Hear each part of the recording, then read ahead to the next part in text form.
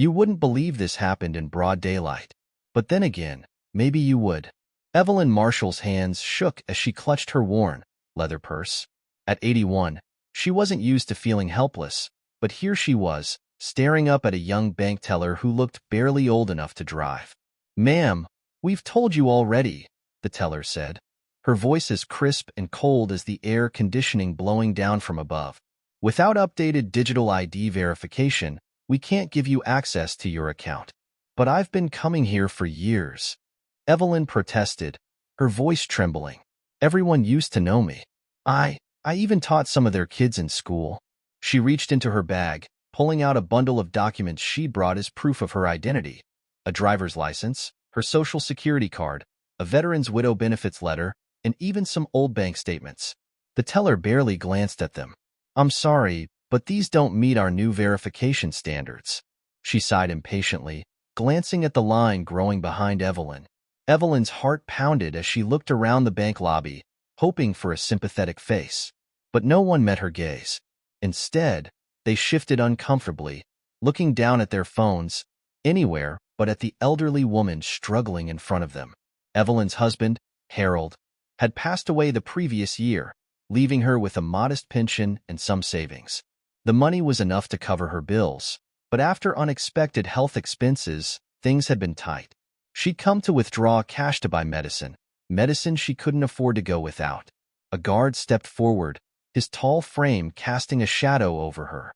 "Ma'am, if you won't leave voluntarily, I'm going to have to escort you out," he said firmly. Evelyn felt her heart drop. She was being treated like a criminal, like some stranger who didn't belong in the place she trusted with her life savings. The guard took her arm, guiding her toward the door. With each step, her heels made a scuffing sound against the polished floor.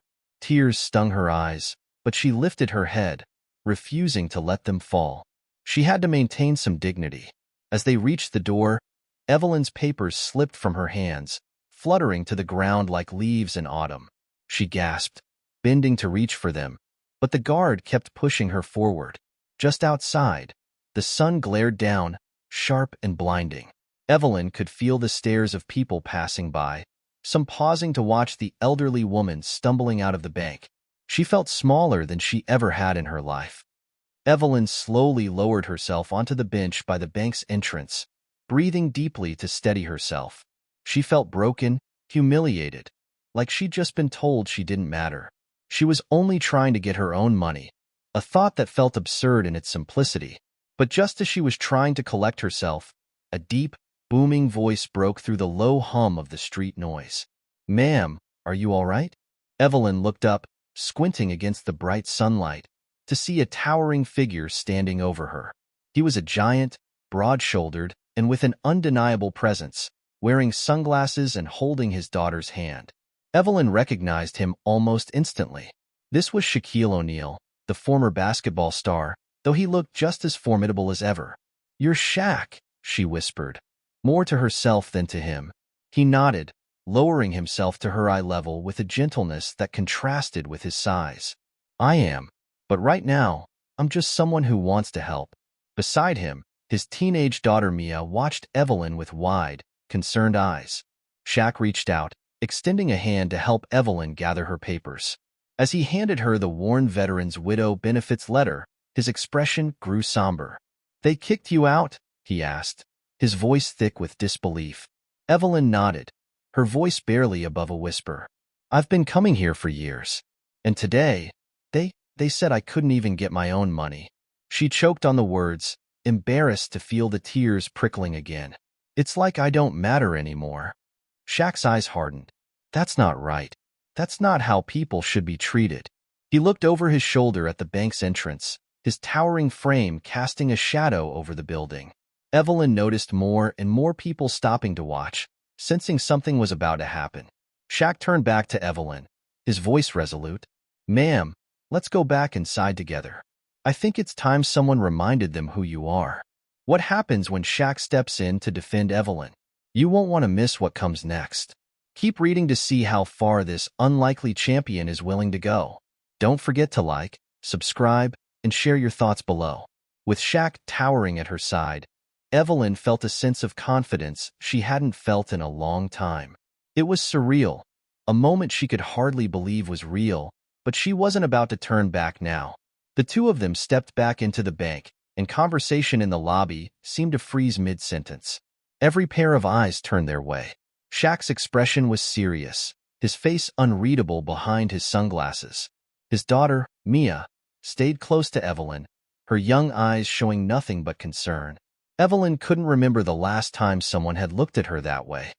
"Excuse me," Shaq said, his voice booming across the room as he approached the counter. He wasn't yelling, but the natural authority in his tone commanded attention. "I think there's been a misunderstanding here." The same young teller who dismissed Evelyn looked up, her eyes widening as recognition dawned on her. She seemed to shrink under Shaq's towering presence. "Sir, how can we help you?" she stammered, her hands fidgeting as she straightened her name tag. "I think you already know how," Shaq replied, tilting his head toward Evelyn. "I understand you refuse to let this woman access her own account. I'm here to help her finish her business." He spoke calmly, but there was an unmistakable edge to his words. The teller swallowed hard, glancing around the lobby as if hoping someone else would handle this situation. Shaq's gaze never left her, and the silence that filled the air was thick with tension. Finally, she forced a nervous smile. Yes, sir. I apologize, but we have strict security protocols and—" Shaq held up a hand, stopping her. "Protocols are good, but respect for people is better. Evelyn's been banking here for years. I don't think she'd go through all this if she didn't have a reason to." The branch manager, a middle-aged man in a suit, approached, obviously sensing the unfolding situation. "Good afternoon, sir. I'm the branch manager here. Is there something I can assist you with?" Shaq turned to the manager, his expression softening slightly but remaining firm. "Yes, you can assist her," he said, gesturing to Evelyn.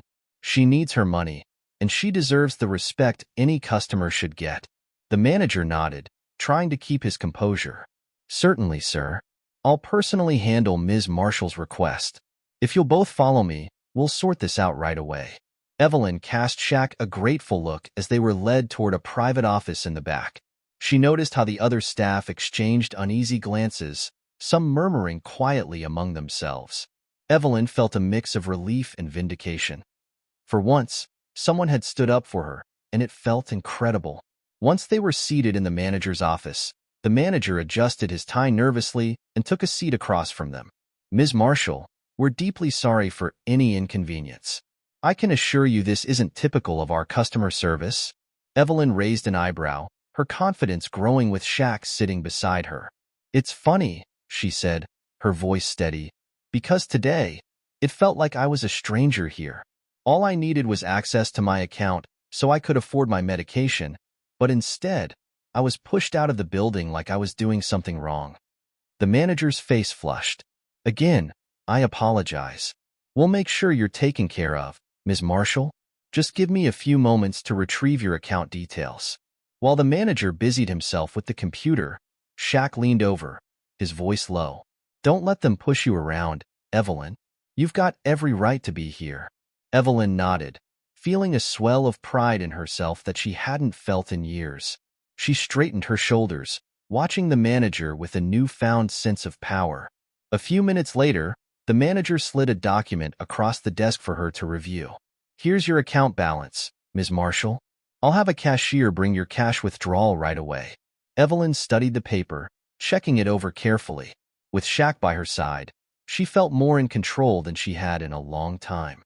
She nodded and handed it back, feeling a sense of satisfaction as the cashier arrived with the envelope of cash. Finally, she had what she came for. "Thank you," she said, rising from her seat, meeting the manager's eyes. "And please, in the future, remember that people like me have more life experience than you might think." The manager's face turned red, but he nodded. "Of course, Ms. Marshall. We'll make sure it doesn't happen again." Shaq gave a nod of approval, standing with Evelyn as she tucked the envelope safely into her purse. She could hardly believe it was over, that after so much frustration, she was finally walking out with what she'd come for. And she had Shaq to thank for it. As they left the bank together, Evelyn felt an overwhelming sense The injustice of it settled into her, igniting a slow burn in her chest. She couldn't let it go. She didn't want to let it go. And she knew that she didn't have to, not with someone like Shaq willing to stand by her. Just as she was about to turn in for the night, her phone buzzed. The caller ID showed an unfamiliar number, but something told her to answer. Hello? Ms. Marshall? It's Shaq. Her heart lifted at the sound of his voice. Shaq, I wasn't expecting to hear from you again so soon. Shaq chuckled on the other end. I wanted to make sure you got home safe. That was quite a day we had. Evelyn smiled, leaning back in her chair. It certainly was. And I can't thank you enough, really. I never imagined anyone would go out of their way like that for me. That's just the thing, Ms. Marshall, Shaq replied, his tone serious now. People should go out of their way for others more often, especially for folks like you, who've spent their lives giving back. Evelyn's voice softened. Well, thank you. I feel like I've got my confidence back. But honestly, that's only because of you. Shaq paused for a moment before he spoke again. I was actually calling because I've been thinking. You shouldn't have to go through something like that alone, and you're probably not the only one who has. Maybe there's something we can do to help other people who've been treated unfairly too. Evelyn sat up, feeling a spark of excitement. What do you have in mind? Let's say we bring a little attention to the way some of these places treat their customers, especially elderly folks like you, Shaq replied. I have a bit of influence, and I think we could make a real impact. Evelyn could hardly believe what she was hearing. Here was Shaq, a famous figure with the power to make real change, suggesting they work together to take on unfair businesses. The idea was thrilling, but a small part of her hesitated. I don't know, Shaq, she said, her voice uncertain. I'm just an ordinary person. I'm not sure anyone would listen to me. Shaq's voice was warm and encouraging. You're not ordinary, Ms. Marshall. You're strong, and people respect someone who stands up for what's right. And you wouldn't be doing it alone. I'd be right there with you. Evelyn took a deep breath, letting Shaq's words sink in. She remembered the looks on the faces of those bank employees, the surprise, the shame, the fear of being held accountable. For the first time in years, she felt like she could make a difference. All right, she said, a newfound resolve in her voice. Let's do it. Shaq's laughter was rich and full of admiration. That's what I like to hear. We'll start with that bank. I've got some contacts who would love to hear about how they treated you. Evelyn smiled, imagining the impact they could have. They would shine a spotlight on businesses that mistreated their elderly customers, encouraging change, one place at a time. It had been years since she felt this invigorated.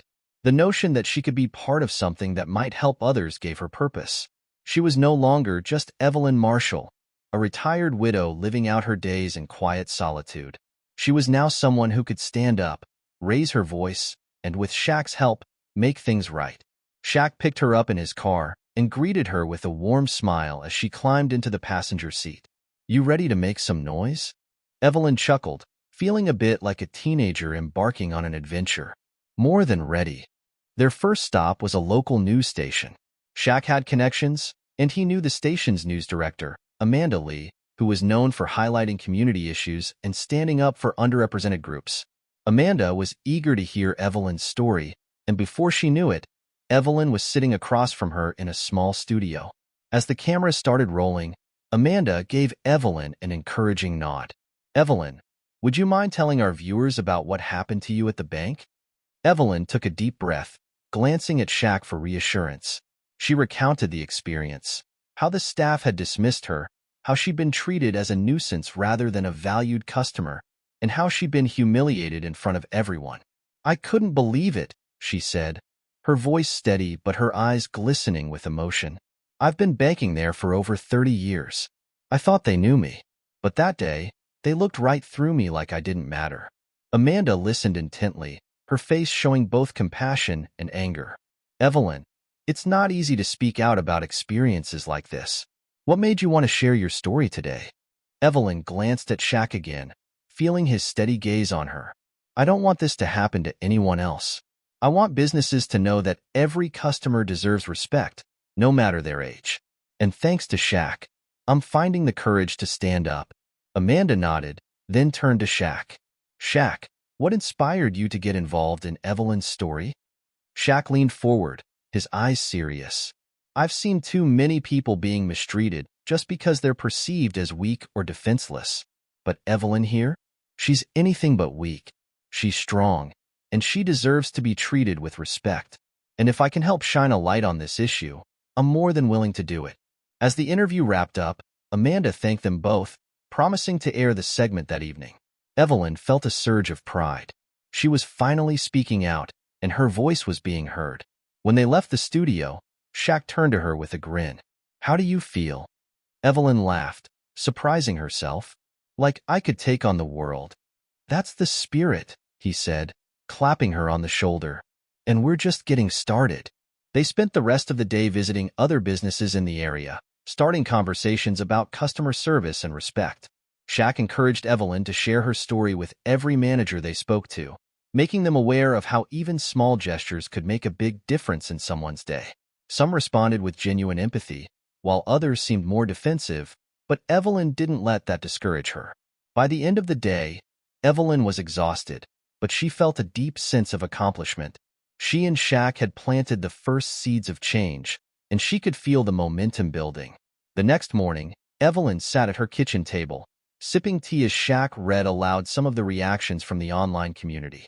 Thousands of people had watched her interview on the local news station, and the support was pouring in from all corners of the internet. Some viewers shared their own stories of being disregarded and mistreated by institutions. Others praised Evelyn's courage for standing up, and many called for changes in policies to protect the elderly and vulnerable. Evelyn's hands trembled as she scrolled through the comments on Shaq's phone. She could hardly believe the words in front of her. Strangers she'd never met were standing up for her, calling her a hero. I never imagined so many people would care, Evelyn murmured. People care when they see something they know is wrong, Shaq replied, his voice gentle but firm. This is just the beginning. We've tapped into something big here, Evelyn. You're not just helping yourself, you're helping people everywhere who have felt invisible. As the two sat discussing the next steps, Shaq's phone buzzed with an unexpected call. It was Amanda Lee, the news director who had interviewed Evelyn. Shaq, Evelyn, Amanda's voice crackled through the speaker. I just received word from several organizations interested in joining your cause. They want to talk about how they can help you push for real change. Evelyn's eyes widened. Organizations? You mean, like advocacy groups? Exactly, Amanda replied. Nonprofits, senior advocacy groups, even a couple of companies have reached out. They want to meet with you to discuss potential policy changes, training programs, and awareness campaigns. You two have started something people want to be part of. Amanda suggested setting up a town hall meeting where Evelyn could share her story live with a broader audience. Representatives from local businesses, community leaders, and everyday citizens would be invited to join the conversation about respect, accessibility, and empathy. The idea was to spark a community-wide dialogue that could lead to tangible change. Evelyn's heart pounded. The thought of speaking in front of a crowd made her nervous, but the opportunity felt too important to pass up. I'll do it, Evelyn said, her voice steady with newfound conviction. The room was packed. Shaq and Evelyn stood at the front, facing rows of people from the community, some familiar faces, others strangers. Many had seen Evelyn's story on the news, while others had heard about it through word of mouth. A buzz filled the room, a shared feeling that something important was about to happen. Amanda Lee took the podium, introducing Evelyn and Shaq before passing the microphone to Evelyn. As she stepped forward, Evelyn took a deep breath, grounding herself in the purpose that had brought her here. She began, All my life, I thought that respect was something you could count on. But that day at the bank, I learned that sometimes we have to demand it. As she spoke, Evelyn's voice grew stronger, each word resonating with the audience. She told them about her experience at the bank, the humiliation she felt, and the realization that she wasn't the only one who had been treated that way. She recounted Shaq's support and the outpouring of encouragement she'd received from people who believed that dignity and respect shouldn't be privileges, they should be rights.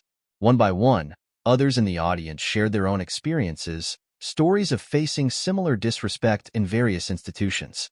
As people spoke, the room became a place of shared struggle and solidarity. A woman in her 70s described her difficulty navigating complex online systems for basic needs. A man spoke about how his father, a former teacher, had been dismissed by customer service agents who didn't have the patience to listen to him. Shaq took the microphone next, his voice carrying a calm, steady power. "What we're talking about isn't just customer service," he said. "It's human decency. It's recognizing that behind every policy and every system, there's a person. And people deserve to be treated like they matter, because they do." The applause was deafening. Evelyn felt a rush of pride, not just for herself, but for everyone in that room who had the courage to demand more from the world. The day after the town hall, Evelyn and Shaq returned to the bank where everything had started. Only this time, they weren't alone. Outside the bank, a crowd of supporters gathered, holding signs with messages like "Respect our elders" and "Dignity for all." Some of the people from the town hall had joined them, and others were there after reading Evelyn's story online. Evelyn took a deep breath as she saw the faces around her, young and old, diverse in backgrounds yet united in purpose. Shaq gave her an encouraging nod. "We're doing this together," he said. Inside, the bank managers and staff watched nervously from behind the windows. Evelyn could see them pacing, pointing, talking into phones. The weight of public attention was something they hadn't anticipated, and now, the eyes of the community were on them. Finally, a bank representative stepped outside, a young woman with a clipboard and a nervous smile. She approached Shaq and Evelyn, glancing around at the crowd before speaking. "Good morning, ma'am." "Sir, my name is Kelly Parker," she said, her voice slightly shaky. "I'm here on behalf of the bank to discuss any grievances you may have. We take these matters seriously." Shaq raised an eyebrow, seeing through the carefully rehearsed language. "We're glad to hear that," he replied, his tone polite but firm.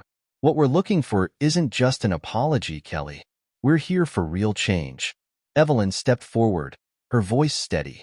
"I came here for respect, Kelly, and I think it's something you should give everyone who walks through those doors." Kelly nodded, clearly uncomfortable but trying to maintain her composure. "I understand, Miss Carter. The bank has already taken steps to address this situation internally. We're conducting a thorough review of our policies." She gave her a hard look. "We're glad to hear it. But Evelyn isn't the only one. There are too many people who've been dismissed and mistreated, and a review isn't enough. We need a commitment to train staff in treating every customer with respect." Kelly took a step back, momentarily at a loss for words. The crowd watched her, waiting to see what she would say.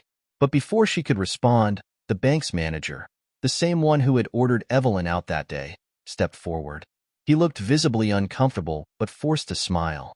"Miss Carter, Shaquille," he said, struggling to project authority.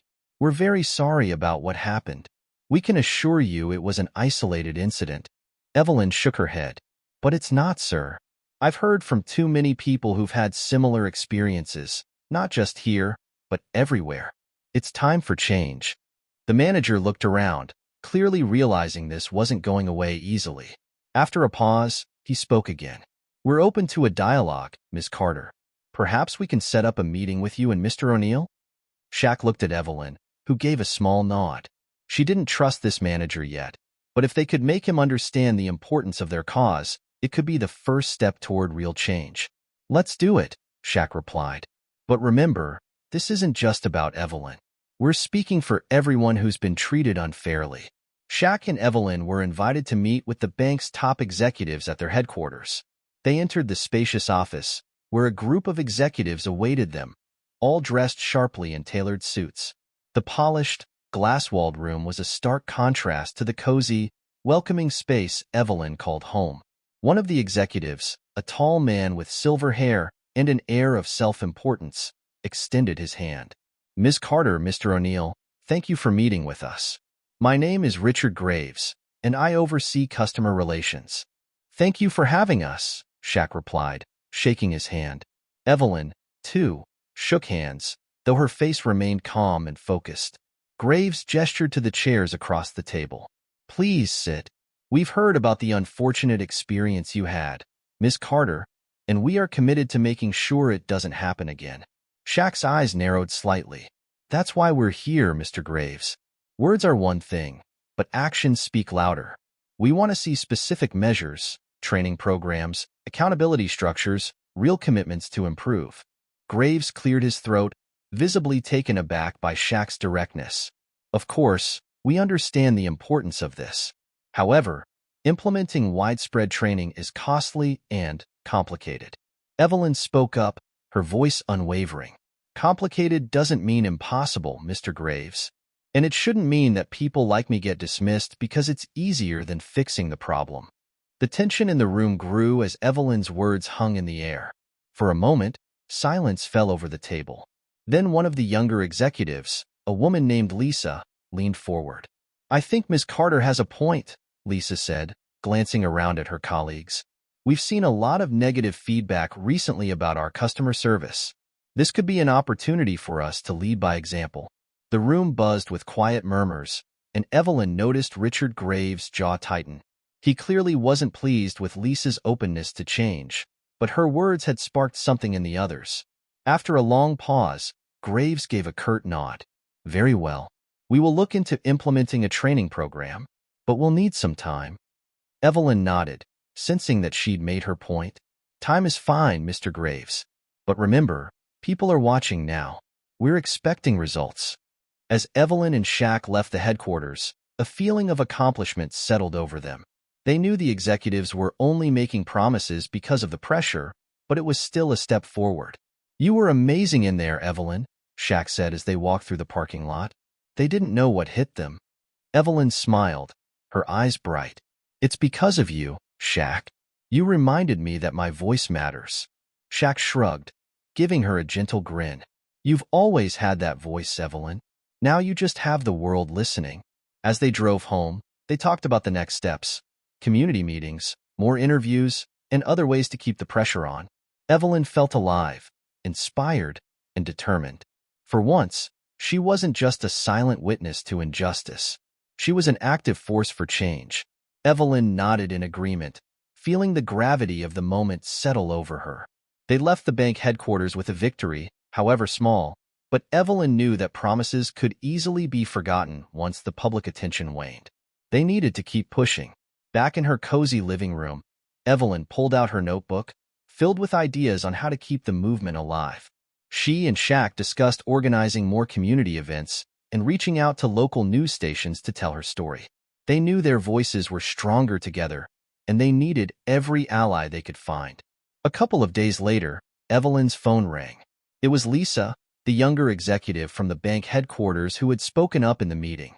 "Miss Carter," Lisa said, her tone cautious, "I wanted to speak with you off the record." Evelyn's curiosity piqued. "Of course, Lisa. I appreciate you reaching out. What's on your mind?" Lisa took a deep breath. "I can't say much, but I think it's important you know that not everyone in the bank's leadership is behind the changes they promised. Some of them think this will all blow over, that once the media attention dies down, people will forget." Evelyn felt a surge of frustration but forced herself to stay calm. "Thank you for being honest, Lisa. But what about you? Are you behind these changes?" Lisa hesitated before responding, her voice quiet. "Yes, Miss Carter. I am. I believe in what you're doing, and I think the bank needs to change. That's why I wanted to reach out. There are people inside who want things to stay the same, but there are also those of us who want to make a difference." Evelyn smiled, feeling a glimmer of hope. "Then we need to keep pushing, Lisa. And I need you to keep me updated on any resistance from within." Lisa agreed, promising to stay in touch and help in any way she could. As Evelyn hung up, she turned to Shaq, who had been listening intently. "We have an ally on the inside," she said, her voice determined. "But we have to keep the pressure on. They're hoping this will all die down, but we won't let it." Evelyn and Shaq spent the next few days reaching out to more people in the community. Word of Evelyn's experience at the bank had spread, and people were eager to stand with her. Shaq's presence and support brought even more attention. He was a respected figure, someone people admired, and his endorsement gave their cause extra weight. They decided to hold a rally outside the bank. Local news stations agreed to cover it, and the response from the community was overwhelming. By the time the day arrived, hundreds of people had gathered, holding signs and chanting in support of Evelyn's fight for justice. Evelyn stood on a makeshift stage, her voice amplified by a microphone. The crowd grew quiet as she began to speak, her words resonating with every person who had ever felt overlooked or disrespected. I came to this bank for a simple transaction, like anyone else. But instead, I was treated as if I didn't matter, as if my age or appearance gave them the right to dismiss me, Evelyn said, her voice strong. I am here today because I refuse to accept that. I refuse to be silenced, and I refuse to let anyone else be treated like I was. The crowd cheered, voices echoing around her. Shaq stepped forward, his towering presence commanding attention. We're here for Evelyn, he said, his voice booming. But we're also here for everyone who's ever felt dismissed, everyone who's ever been treated as less than they deserve. Change starts with us, and we're not backing down. The energy in the crowd was electric. People chanted, held up their signs, and shouted words of support. Evelyn looked out over the sea of faces, feeling a surge of pride and determination. After the rally, local reporters interviewed Evelyn and Shaq, capturing their passion and commitment to the cause. News of the rally spread quickly, and soon, Evelyn's story was being shared on social media, reaching people far beyond their small town. Meanwhile, the bank's leadership was not pleased. Inside the boardroom, Richard Graves and the other top executives sat around a long table, discussing the fallout from the rally. This is getting out of hand, Graves said, his tone sharp. Our name is being dragged through the mud, and it's affecting our bottom line. One of the other executives spoke up, frustration evident in his voice. We should have never let it get this far. We should have dealt with this quietly, but now the whole town, and the whole internet, is watching us. Graves looked around the room, his expression grim. We need to act fast. Let's try to settle this privately with Miss Carter. We'll make her an offer she can't refuse, and hopefully, this will all go away. The executives nodded in agreement, but Lisa, who was also present, felt a knot of unease in her stomach. She knew that Evelyn's fight wasn't about money. She wanted real change, not a quick payout. Lisa kept her thoughts to herself, but she couldn't shake the feeling that the bank's leadership was missing the point entirely. A few days later, Evelyn received a call from the bank. Richard Graves himself was on the line. Miss Carter, thank you for speaking with me, he began, his tone polite but formal. We understand your concerns and want to resolve this matter in a way that satisfies everyone. We're prepared to offer you a settlement for the inconvenience you experienced. Evelyn felt a pang of frustration. Mr. Graves, this isn't about money. This is about respect. It's about changing the way your bank treats people, especially those who may not look like your average customer. Graves' tone shifted, growing more insistent. Ms. Carter, we're offering a significant amount. I believe it would be in your best interest to accept. This kind of settlement is rare, and it would allow you to move on from this incident with dignity. Evelyn shook her head, refusing to back down. Mr. Graves, I don't want to move on until real change happens. I appreciate the offer, but it's not enough. There was a pause on the other end of the line before Graves responded, his voice colder. Very well, Miss Carter. I hope you understand the consequences of refusing this offer. We can't be responsible for how the public perceives this matter moving forward. Evelyn's heart raced, but she held her ground. Mr. Graves, the public already perceives this matter just fine, and they're not on your side. She ended the call, feeling a surge of determination. Evelyn knew this fight was far from over, but she also knew she wasn't alone. The community was behind her, Shaq was by her side, and together, they were stronger than any corporate threat.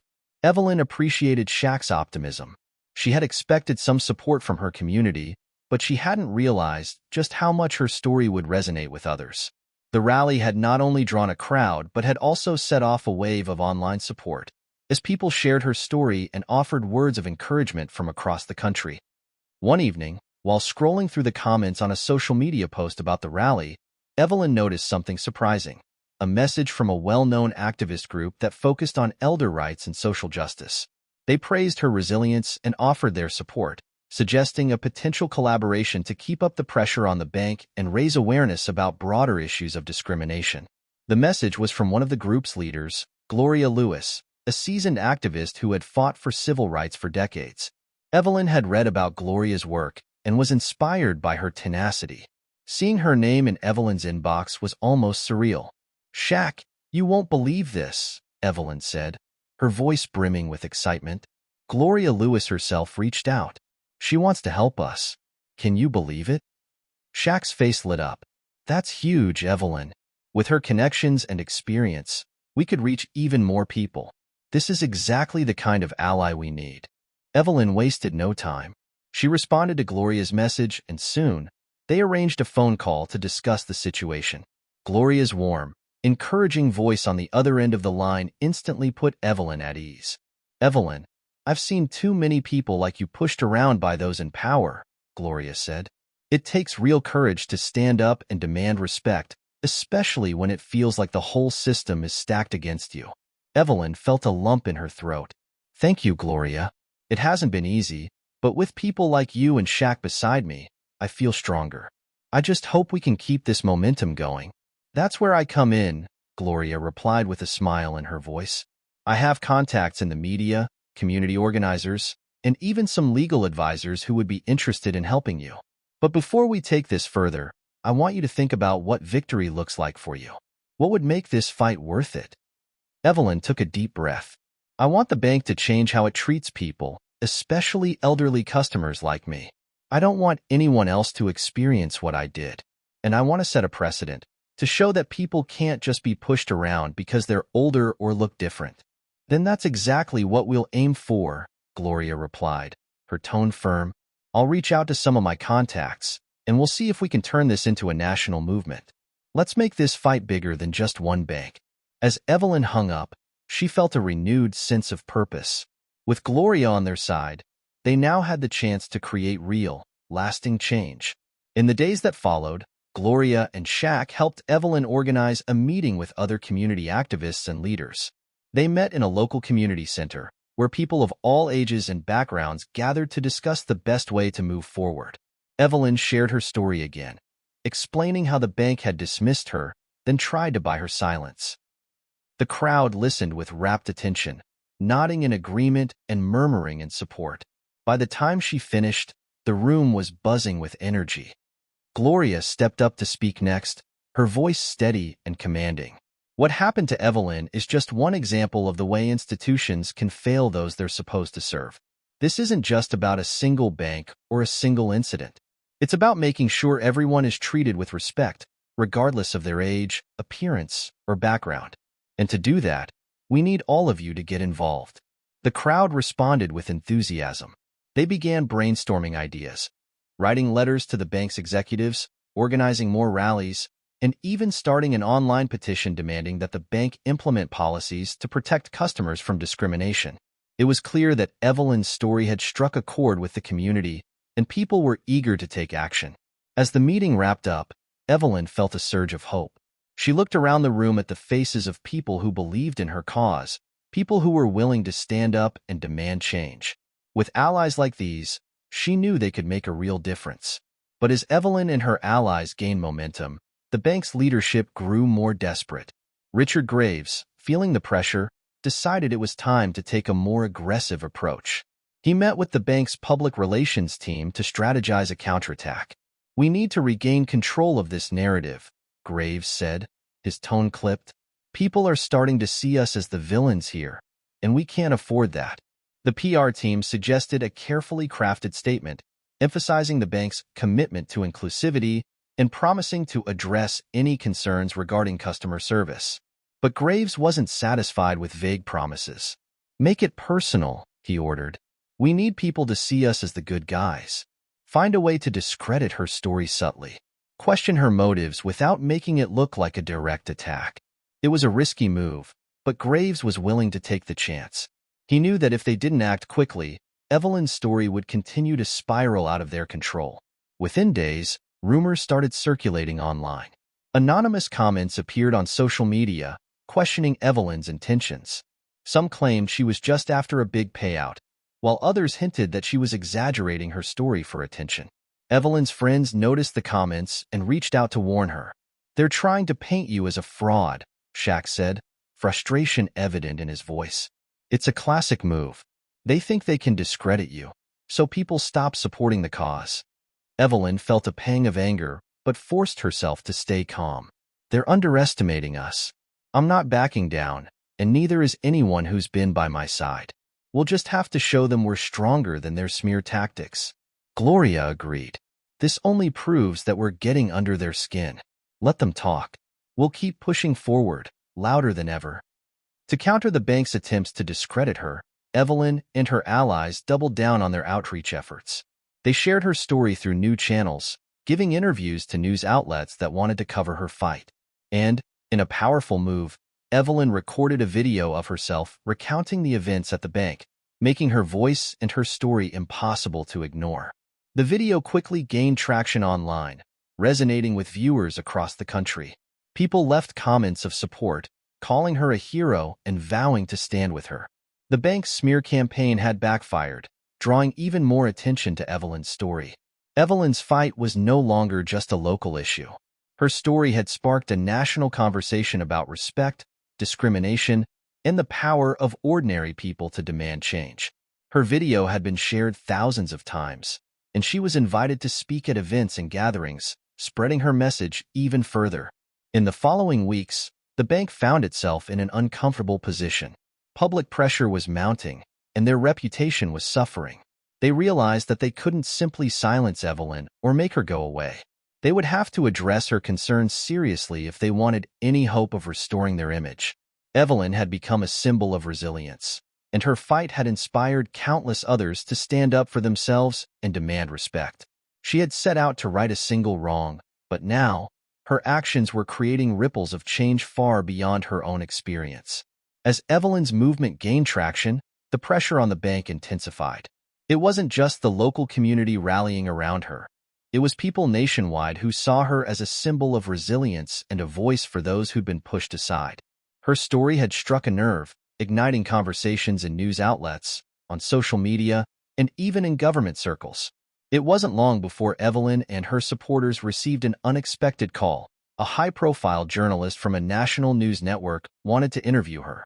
This was no small opportunity.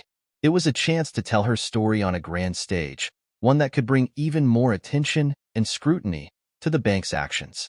When Evelyn shared the news with Shaq and Gloria, they were both thrilled yet cautious. "This is it, Evelyn," Shaq said. "This is the chance to make an impact bigger than anything we've done so far. But they'll try to twist your words or poke holes in your story if they can. We have to be ready." Gloria nodded in agreement. "These interviews can be tricky. They might ask you tough questions or try to provoke a reaction. Let's make sure you're prepared and that you stay calm, no matter what they throw at you." Evelyn took a deep breath. She knew the risks, but she was ready to face them. The following days were a whirlwind of preparation. Shaq and Gloria coached her on how to stay focused, giving her mock interviews to practice her responses. They went over every detail, making sure she was prepared to handle even the most challenging questions. Finally, the day of the interview arrived. Evelyn sat across from the journalist in a brightly lit studio, the cameras rolling and the lights intense. She felt her heart race but kept her composure.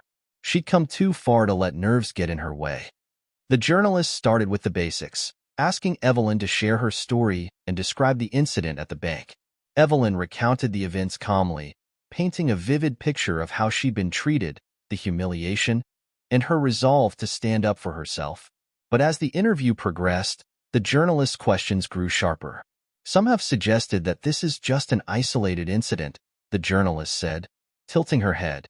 "That perhaps the bank didn't single you out, and that you're making this a bigger issue than it really is. How do you respond to that?" Evelyn remained steady, her voice unwavering. "This may have been one incident, but it represents a pattern that many people have experienced.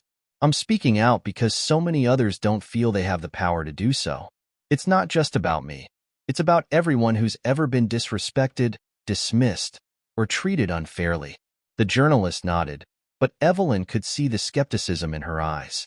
"Some people online have questioned your intentions, suggesting that you're trying to profit off this. What would you say to them?" Evelyn took a deep breath, holding her head high. "This was never about money. The bank already tried to pay me off, and I refused. All I want is respect and fair treatment, not just for myself, but for everyone who deserves to be treated with dignity." The interview concluded with Evelyn sharing a powerful message, a call for unity, for people to stand together and demand respect. As the cameras turned off, she felt a sense of relief. She told her truth, and now, it was up to the world to listen. The interview aired that evening, and it was met with an outpouring of support. People from all walks of life reached out, sharing their own stories of discrimination and mistreatment.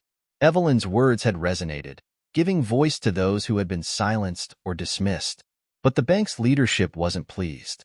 They watched the interview closely, and Richard Graves felt his frustration grow. Evelyn was more determined and resilient than he had anticipated. He realized that their previous attempts to silence her had only made her stronger. "Enough is enough," Graves said to his PR team.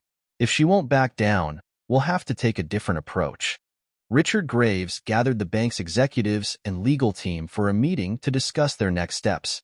They knew they couldn't ignore the backlash any longer.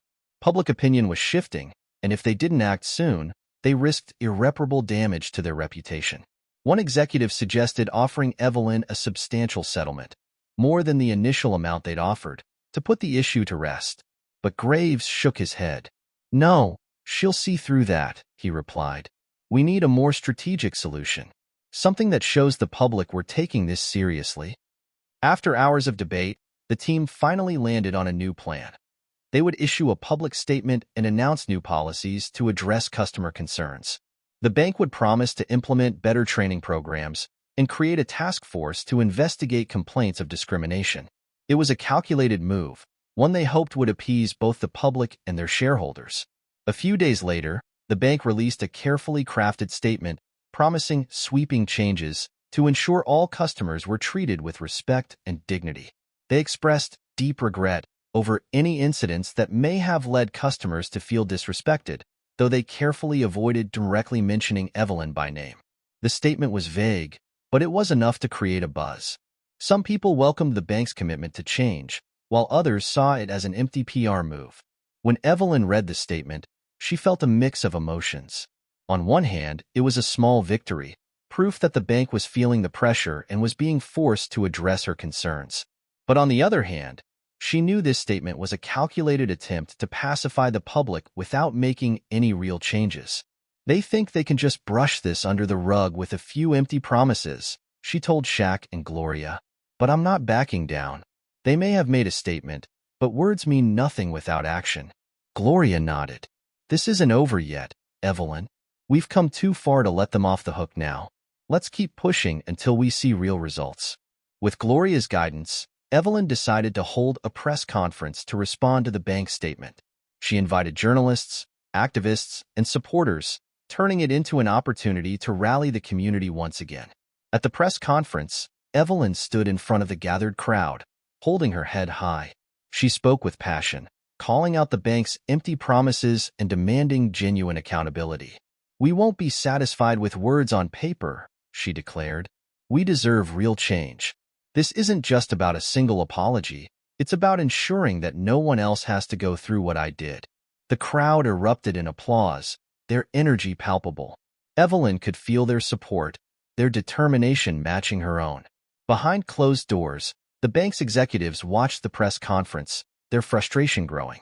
Richard Graves knew they couldn't afford to let Evelyn continue rallying public support. They had underestimated her resilience, and now they were facing a movement that was quickly gaining strength. "Prepare another offer," Graves said to his legal team. "This time, make it one she can't refuse." But Evelyn wasn't interested in their offers or settlements. She wasn't fighting for herself anymore. She was fighting for everyone who deserved respect and dignity. The tension between Evelyn and the bank was now impossible to ignore. What had started as a single incident had grown into a full-scale battle, one that had captured the public's attention. It wasn't just the community anymore. It was people from all corners of the nation, speaking out and demanding accountability. But despite the overwhelming support she was receiving, Evelyn knew the bank wasn't going to back down easily.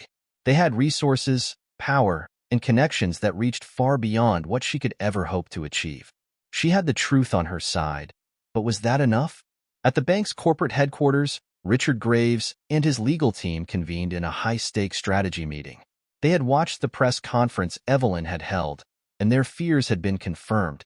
Her voice was resonating with the public. The calls for change were no longer limited to a handful of activists and upset customers. It had become a movement, one they couldn't ignore. "We underestimated her," Graves admitted, pacing the room. "She's not just some victim we can push around. This is escalating, and it's becoming a PR nightmare." A senior legal advisor spoke up. "We need to act quickly. We can't afford to let this go on any longer. She's turning into a symbol of resistance, and it's only gaining momentum. If we don't find a way to make this go away, we risk damaging the bank's entire reputation." Another executive, visibly irritated, slammed his fist on the table. The press statement wasn't enough. "She's not backing down, and neither are her supporters. We need something stronger, more decisive." Graves took a deep breath, staring at the floor before raising his head. "I've been thinking about this. It's time we take a more personal approach." The next day, Evelyn received an unexpected phone call. It was from an unrecognized number, but when she answered, she was met with a calm but unmistakably familiar voice. "Evelyn, this is Richard Graves. I think we need to talk." For a moment, Evelyn felt a chill run down her spine. She had been expecting another offer, but this call felt different.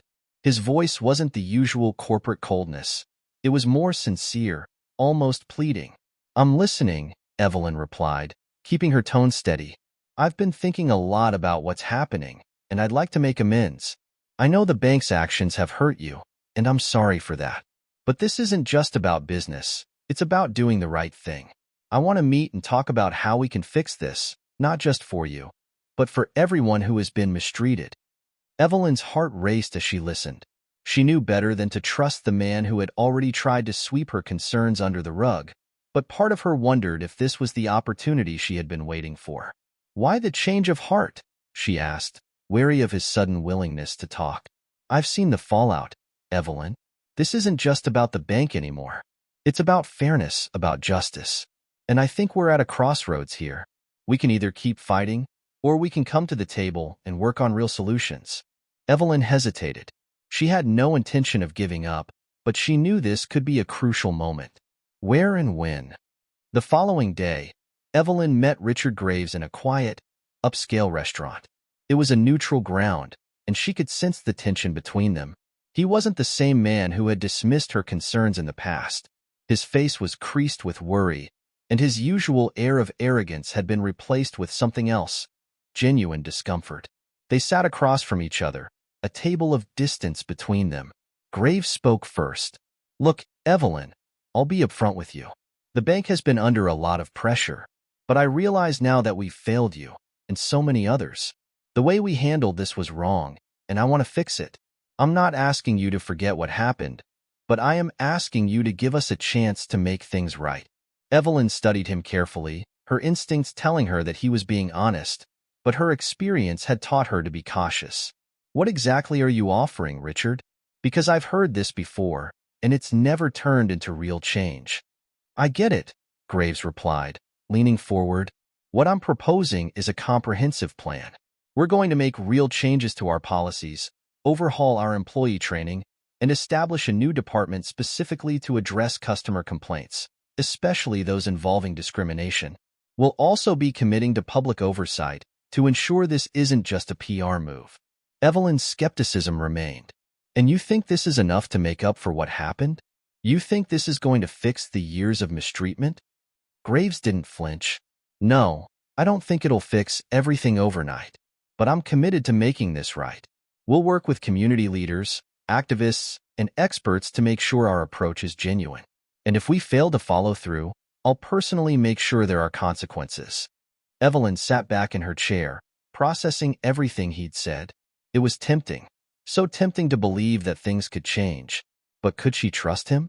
Shaq and Gloria had been waiting anxiously for Evelyn's return. When she walked through the door, they immediately saw the uncertainty in her eyes. "So, what happened?" Shaq asked, his voice filled with concern.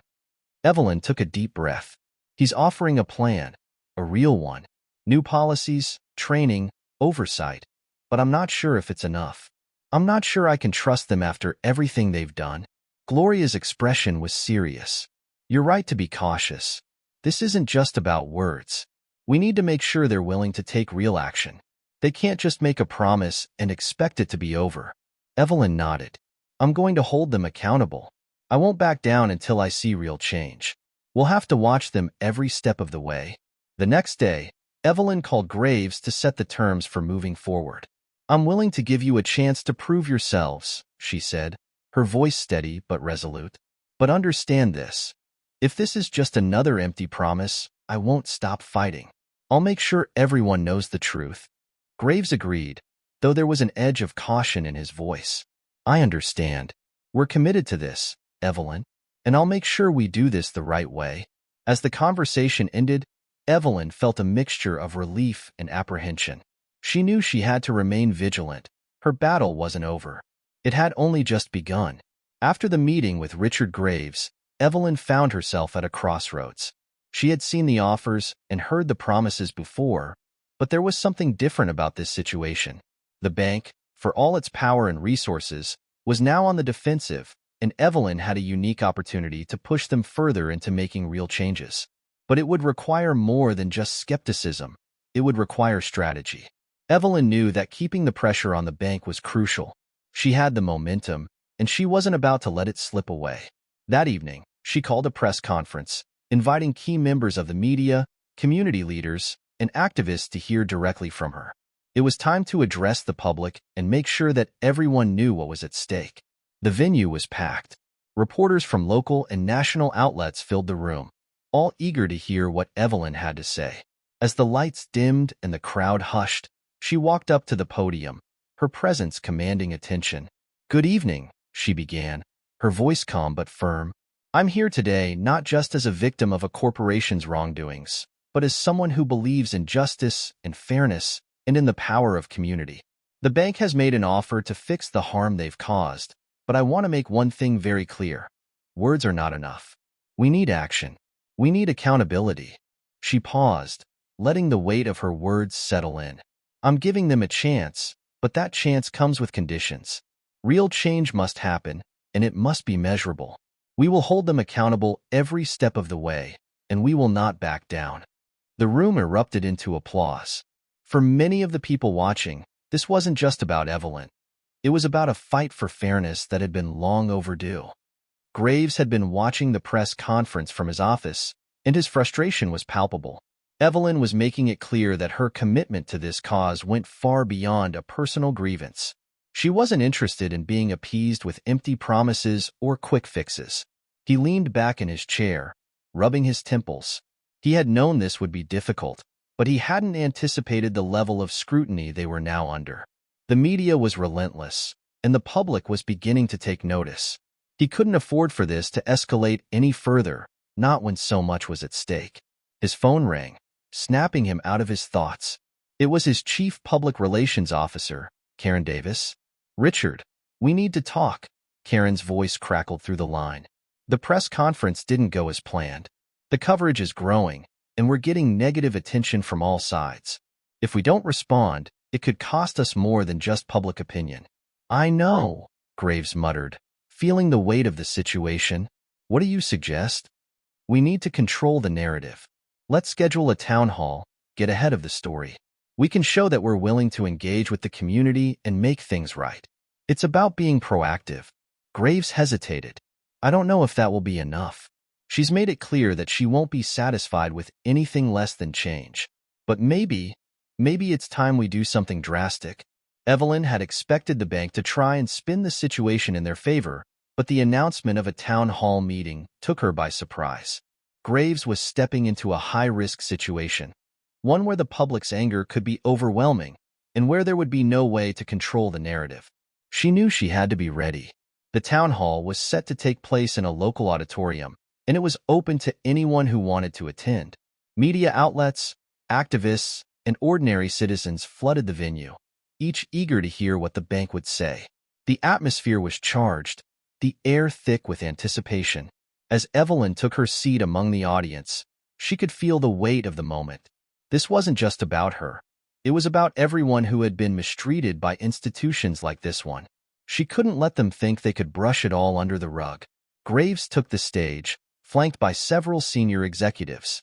He adjusted the microphone and began, "Thank you all for coming. I know that trust has been broken, and I'm here today to listen, to learn, and to begin the process of rebuilding that trust. We've heard your concerns, and we are committed to making real change." He continued, outlining the same promises he had made to Evelyn. Policy changes, new employee training, public oversight. But the crowd wasn't buying it. The applause was minimal, and the skeptical murmurs filled the room. Evelyn stood up, her voice rising above the chatter. "I've heard this before," she said, her tone cutting through the air. "And I don't want empty words. If you truly want to rebuild trust, it starts with accountability, with real actions, not more promises." A tense silence filled the auditorium. Graves shifted uncomfortably, but he pressed on. "We understand, Evelyn. That's why we're here today, to engage with you and address your concerns directly." But Evelyn wasn't satisfied. Engagement isn't enough. You have to show us that you're willing to make real changes. This isn't about appeasing us. It's about making things right. And it's not just a matter of policy. It's about creating a culture that values fairness and integrity. Her words hung in the air, and for a moment, Graves seemed to lose his composure. But he regained his footing quickly, his voice tight. "We'll do what it takes, but this is a process. It's not going to happen overnight." Evelyn knew that the town hall was just the beginning. The bank had made its first move, but now it was up to her and the community to keep up the pressure. She wasn't going to let them off the hook, not when so many had been hurt. As she left the auditorium, Shaq and Gloria were waiting for her outside. She could see the concern in their eyes, but there was also a glimmer of pride. They had been with her every step of the way, and this fight wasn't over. "We've got their attention," Shaq said, his voice steady. "But it's only going to get harder from here." Evelyn nodded, her resolve hardening. "I know, but we're not stopping. Not until we get the change we deserve." The following days felt like a whirlwind to Evelyn. The town hall had been a defining moment, but it was only the beginning of a battle that was far from over. The bank had promised change, but Evelyn knew that promises meant nothing without action. Every word Richard Graves spoke, every gesture he made, was now under a magnifying glass. And Evelyn was watching closely, waiting for the first sign of failure. One late evening, as Evelyn sat at her desk going over more legal documents, her phone buzzed. She glanced at the screen to see an unfamiliar number. Hesitating for only a moment, she picked up the call. "Evelyn." It was a woman's voice, shaky but familiar. "Who is this?" Evelyn asked, her brow furrowing. "It's me, Claire," the woman replied, her tone barely above a whisper. "I work at the bank. I need to talk to you. I've seen enough. I can't stay silent anymore." Evelyn sat up straight. Claire had been one of the many employees at the bank when the initial scandal broke, but she hadn't been directly involved. Now, it seemed, she had information that could change everything. "What do you know?" Evelyn asked, her voice low but urgent. "I've seen the documents. The things they're hiding. Graves isn't being honest. They're not even close to fulfilling their promises. They're just trying to buy time." Evelyn's heart skipped a beat. "What do you mean by buy time? What are they hiding?" Claire hesitated before speaking again. "They've been covering up not just this case, but other similar incidents. They've been manipulating data, erasing records, and there are employees who have been silenced, kept in the dark about the bigger picture. I can't stand by while they do this to people." Evelyn clenched her fists. "I need proof, Claire. If you can get me those files, it will change everything." "I'll do what I can, but be careful," Claire warned. "This is bigger than you think. If they find out I'm talking to you, they'll bury me." Evelyn swallowed hard, the weight of the situation sinking in. She had come this far, but now the stakes were higher than ever. Claire was offering a lifeline, but it came with risks Evelyn wasn't sure she was prepared to take. "I understand," she said, her voice resolute. "I'll be careful. Get me those files, and we'll make sure this doesn't go unpunished." The next few days passed in a blur. Evelyn met with her legal team, strategizing how to handle the new information Claire was preparing to send her. They needed to act fast, but they also had to be cautious.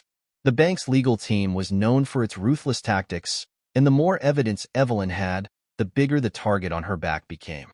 Shaq and Gloria were both on edge. They had been with Evelyn since the beginning, and while they trusted her instincts, they knew how dangerous this game was becoming. "You can't keep doing this on your own, Evelyn," Shaq said one night as they sat in her living room. "The more you dig, the more they'll come after you. It's only a matter of time." Evelyn looked at him, her expression unflinching. "I can't back down now. Too many people are counting on me." Gloria, who had been silent until then, leaned forward. "But Evelyn, there's no point in risking your life for this. We'll fight, but we need to have a plan. Don't let your anger make the decisions for you." Evelyn nodded slowly, taking in their concerns. She had always been driven by a deep sense of justice, but she couldn't afford to ignore the dangers anymore. Claire's information could be the key to exposing the bank's corruption, but it also made Evelyn a prime target for retaliation. "I know," Evelyn said quietly, "but I can't let them get away with this. They've hurt too many people for too long. I have to make them pay."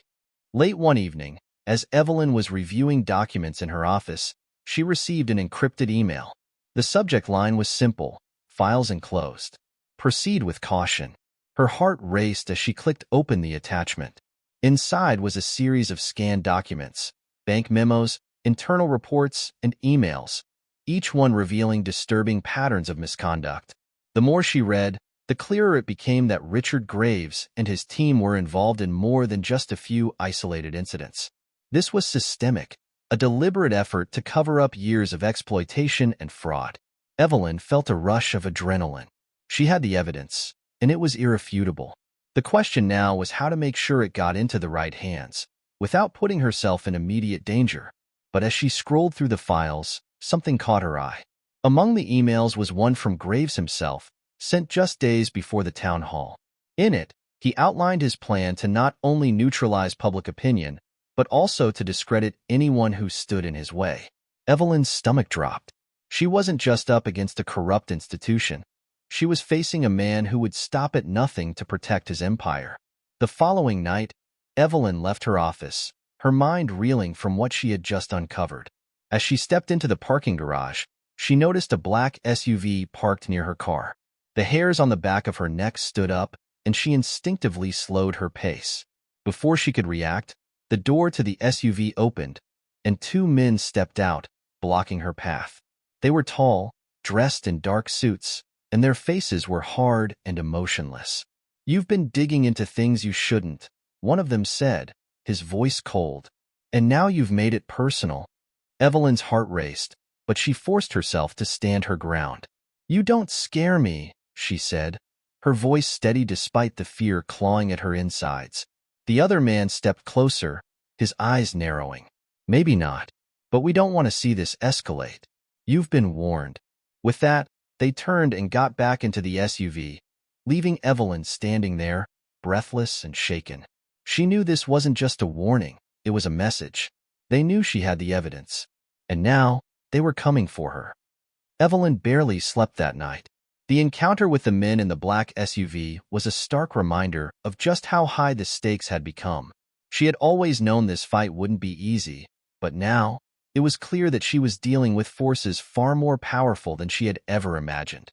The question that kept running through her mind was simple: should she back down or continue? Every part of her screamed to press forward, to expose the truth that had been hidden for far too long. But the threat was undeniable. What if Claire was right? What if Graves and his team had already anticipated her every move?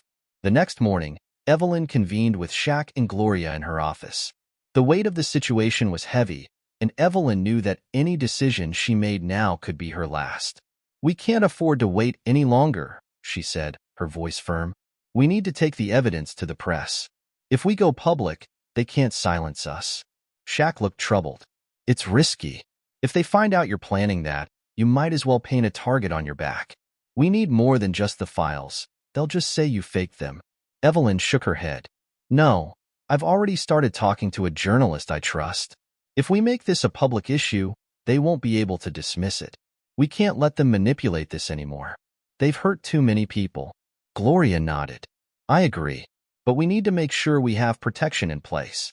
You're not doing this alone. We'll back you up, no matter what." Evelyn smiled, grateful for the unwavering support of her friends. Thanks.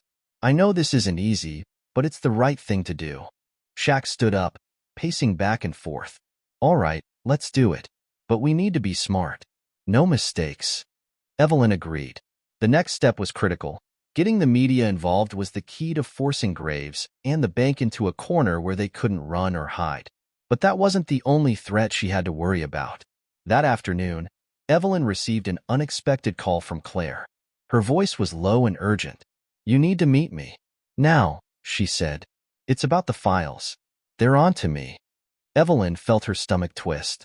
What's going on, Claire? What do you mean they're on to you? I can't talk over the phone. Meet me at the diner on 5th Street in 1 hour. Don't be late. Evelyn didn't hesitate. She told Shaq and Gloria about the meeting and left immediately, her mind racing with thoughts of what might have happened to Claire. It didn't take long for Evelyn to reach the diner. As she entered, the familiar scent of coffee and sizzling bacon filled the air, but Evelyn's attention was focused on the back booth where Claire was sitting, her eyes darting nervously as she watched the door. When Claire saw Evelyn, she motioned for her to sit. There was no time to waste. I don't know how much longer I can keep this up, Claire whispered, her face pale. They're watching me. They know I've been talking to you. Evelyn leaned in, her voice urgent. Did you bring the files? Claire nodded, slipping an envelope across the table. Here, everything you need. But listen, you can't trust anyone. Not even your own team. They've been trying to find out who's leaking information. Evelyn's heart raced as she opened the envelope. Inside was a stack of documents. More emails, more bank memos, and even photographs of shady transactions that painted a damning picture of Richard Graves and the bank. But then, she saw something that made her freeze. There was a picture of someone she recognized, someone who was supposed to be on her side. It's John, Evelyn whispered, her voice barely audible. John, her trusted colleague, was sitting across the table from Graves in one of the photographs. He was shaking hands with the man who had made her life a living nightmare. Evelyn's mind was spinning. How long had he been involved? And why had he never said anything? Claire, what is this? Evelyn asked, her voice trembling. I don't know, Claire said, her eyes wide with fear. But if he's involved, everything changes. He might be the one who tipped them off about me. Evelyn felt a surge of betrayal, a feeling that was quickly overshadowed by the need to protect herself. If John had been working with Graves all along, she was in more danger than she had realized. As Evelyn was about to leave the diner, she heard the distinct sound of a car screeching to a halt outside. Her instinct screamed at her to run, but it was too late. Before she could make a move, the door to the diner swung open, and 2 men in dark suits stepped inside, their eyes scanning the room. They were looking for her.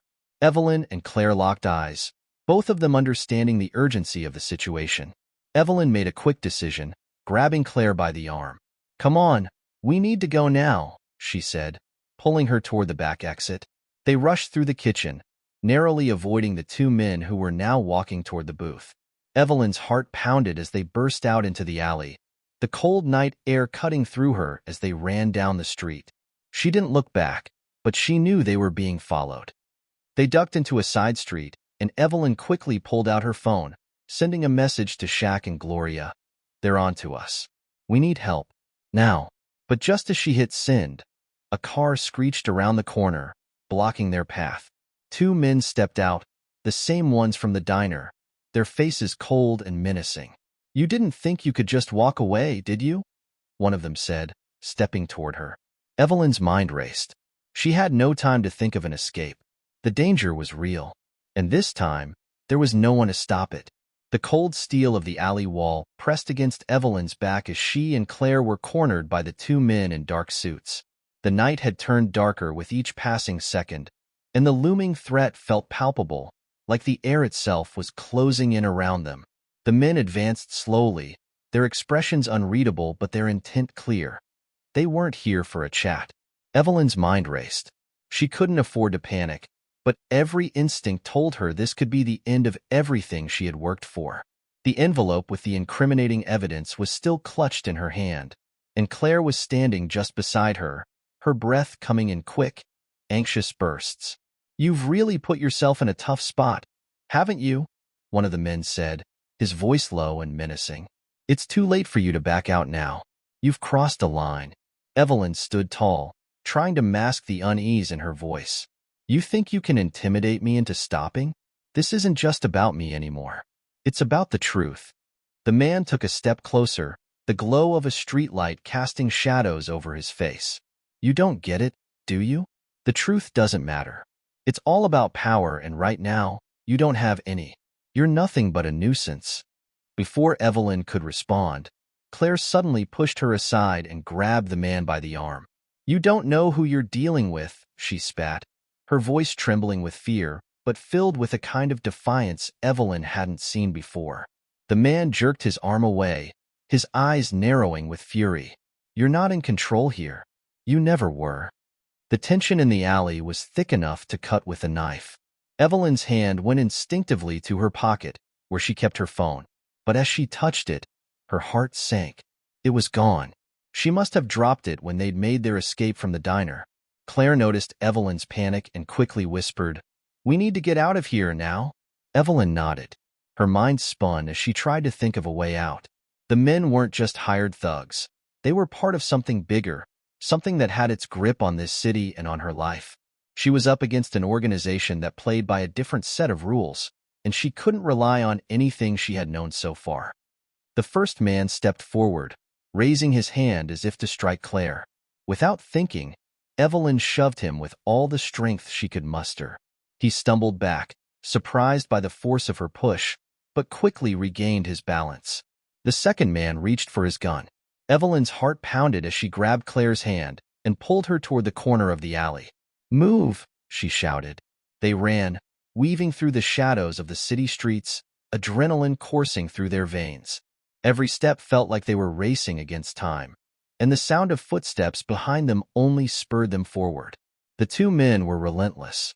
Just as Evelyn thought they might be caught, the sharp sound of a car engine roared in the distance. A familiar black SUV screeched around the corner, its headlights blinding against the dark alleyway. Before the men could react, the SUV came to a halt beside them, and the driver's side window rolled down. Shaq's voice came through the window, urgent and commanding. "Get in now." Without hesitation, Evelyn yanked Claire into the vehicle, and they slammed the door shut just as the two men lunged toward them. Shaq hit the gas, the tires screeching as they sped off into the night, leaving the men standing in the dust. As the SUV sped through the streets, Evelyn's breathing began to slow. She couldn't believe they had made it out alive. Shaq glanced over at her, his face grim. "We don't have much time. The longer we stay on the road, the more chances they have to catch up. We need to get to a safe house." Evelyn nodded, but her mind was elsewhere. She had just come face to face with the true enemy, and it was worse than she could have imagined. The bank's corruption wasn't just about money. It was a carefully orchestrated power play that reached further than anyone could have guessed. They drove in silence for a few moments, the weight of the situation settling over them. Evelyn couldn't shake the image of Claire's fear, of everything they had lost already. She glanced at the envelope in her lap, the papers inside heavy with the potential to destroy Graves and his entire operation. But Evelyn knew that the more evidence they gathered, the more dangerous the game became. Shaq made a sharp turn into a quiet residential neighborhood, the streetlights flickering as they passed. He pulled the SUV into an alley and stopped in front of an unassuming garage. "This is it," he said. "No one knows about this place. We'll be safe here for a while." The three of them exited the vehicle, and Shaq led them into the garage, which was surprisingly spacious. Inside, it was stocked with basic survival supplies, food, water, and a few phones that were untraceable. As Evelyn looked around, she felt a flicker of hope. Maybe they could win this. Maybe they could expose the truth. But there was still a nagging feeling in her gut. The more she thought about the pictures Claire had given her, the more it seemed like they were missing something crucial. How had John been involved with Graves, and what else was he hiding? "I need to know what's going on," Evelyn said quietly, more to herself than to the others. "We can't just go after Graves. We need to understand who's behind all of this." Claire nodded, her face pale but determined.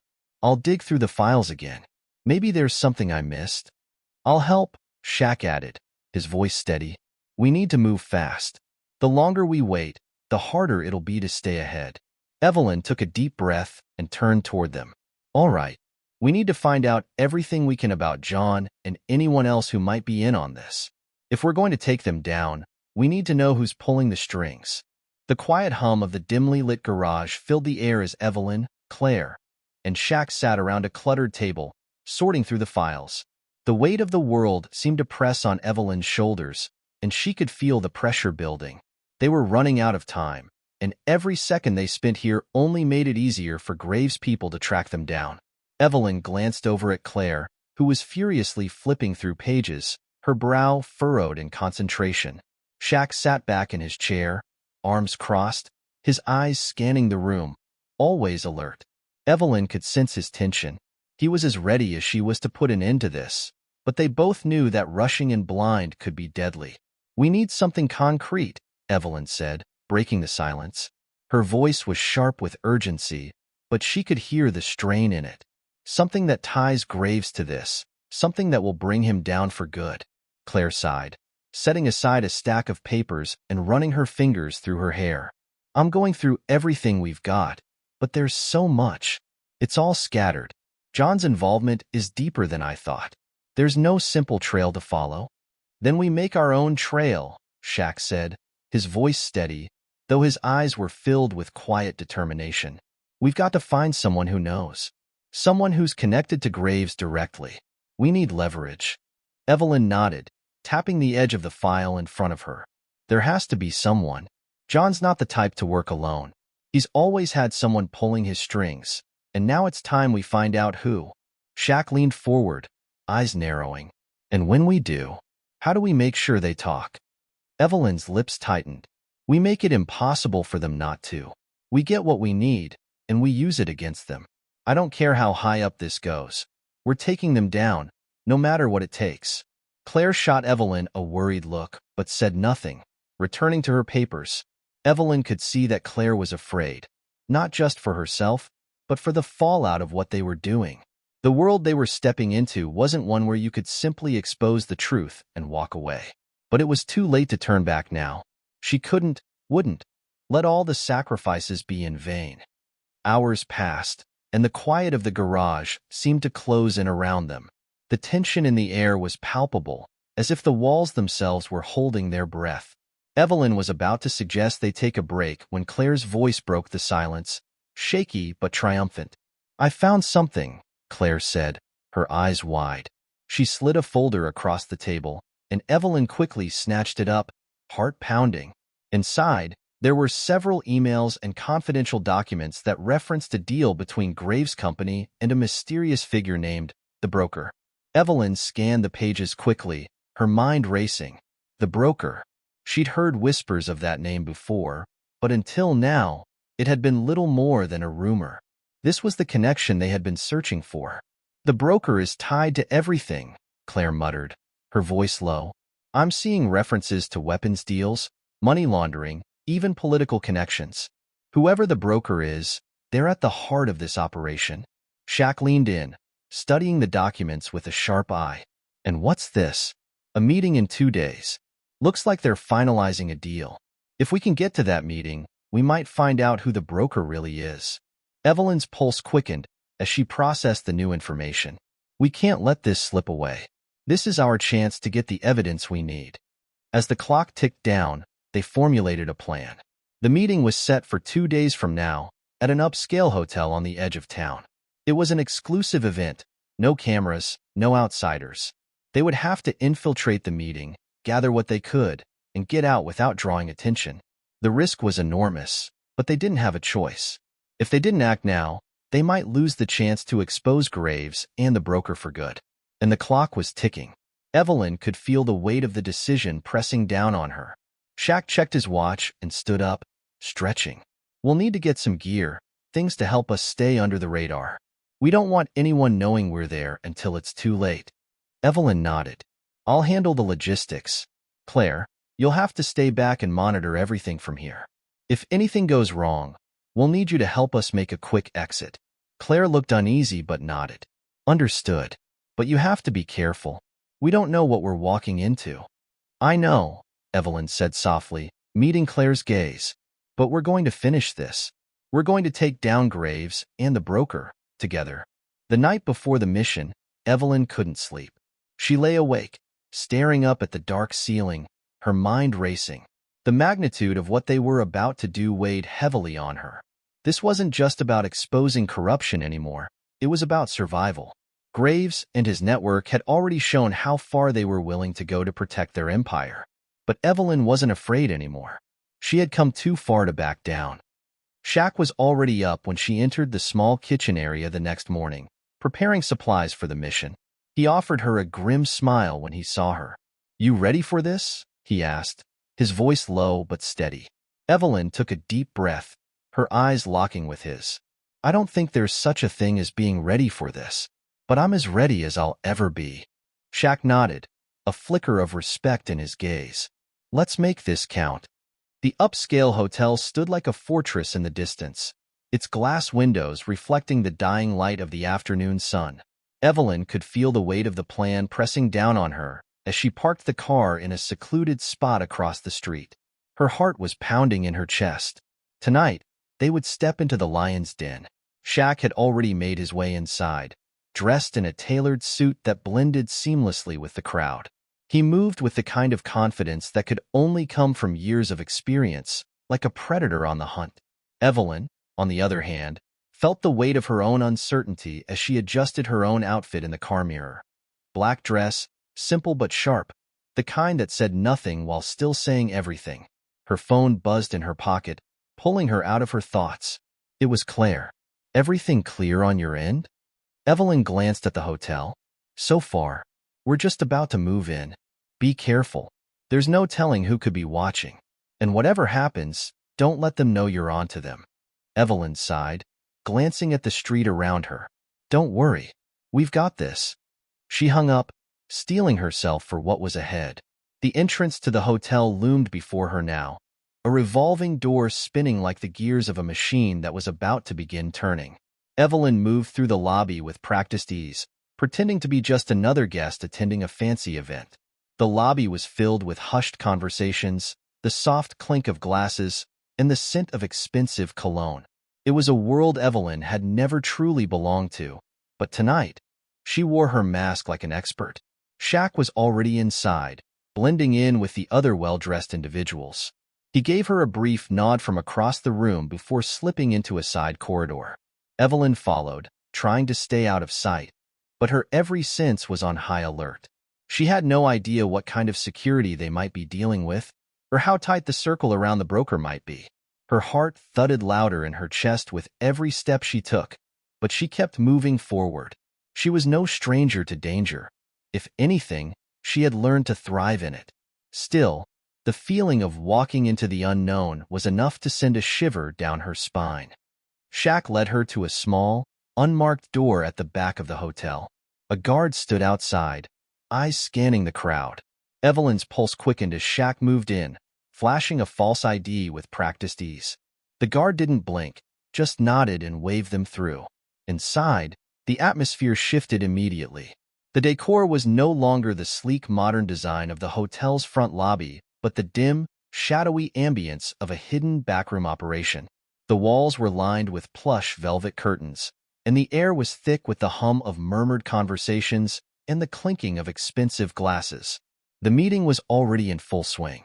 Evelyn and Shaq found their positions among the crowd, each in a different corner of the room, strategically placed to observe and gather as much information as possible without drawing attention.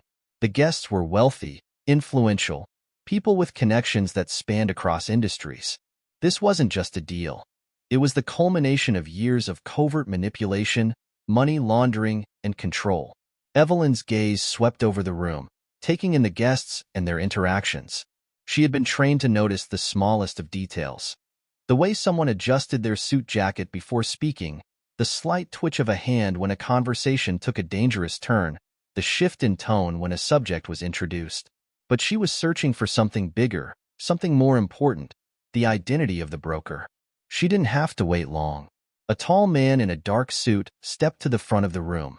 He was well-dressed, his posture immaculate, and there was something about his presence that made the room fall silent in an instant. His sharp, calculating eyes swept over the crowd, and Evelyn knew immediately that this was the man she had been searching for. This was the broker. But even as he spoke, laying out the final details of the deal, Evelyn could tell something was off. He didn't speak with the same confidence as the others. There was a certain unease in his movements.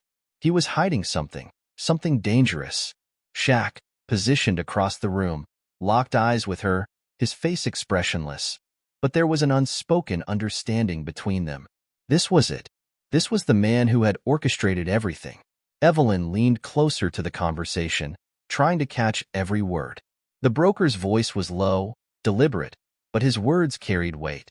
He was talking about shipments, about moving product, and cleaning assets, code words for illegal transactions that went far beyond simple crime.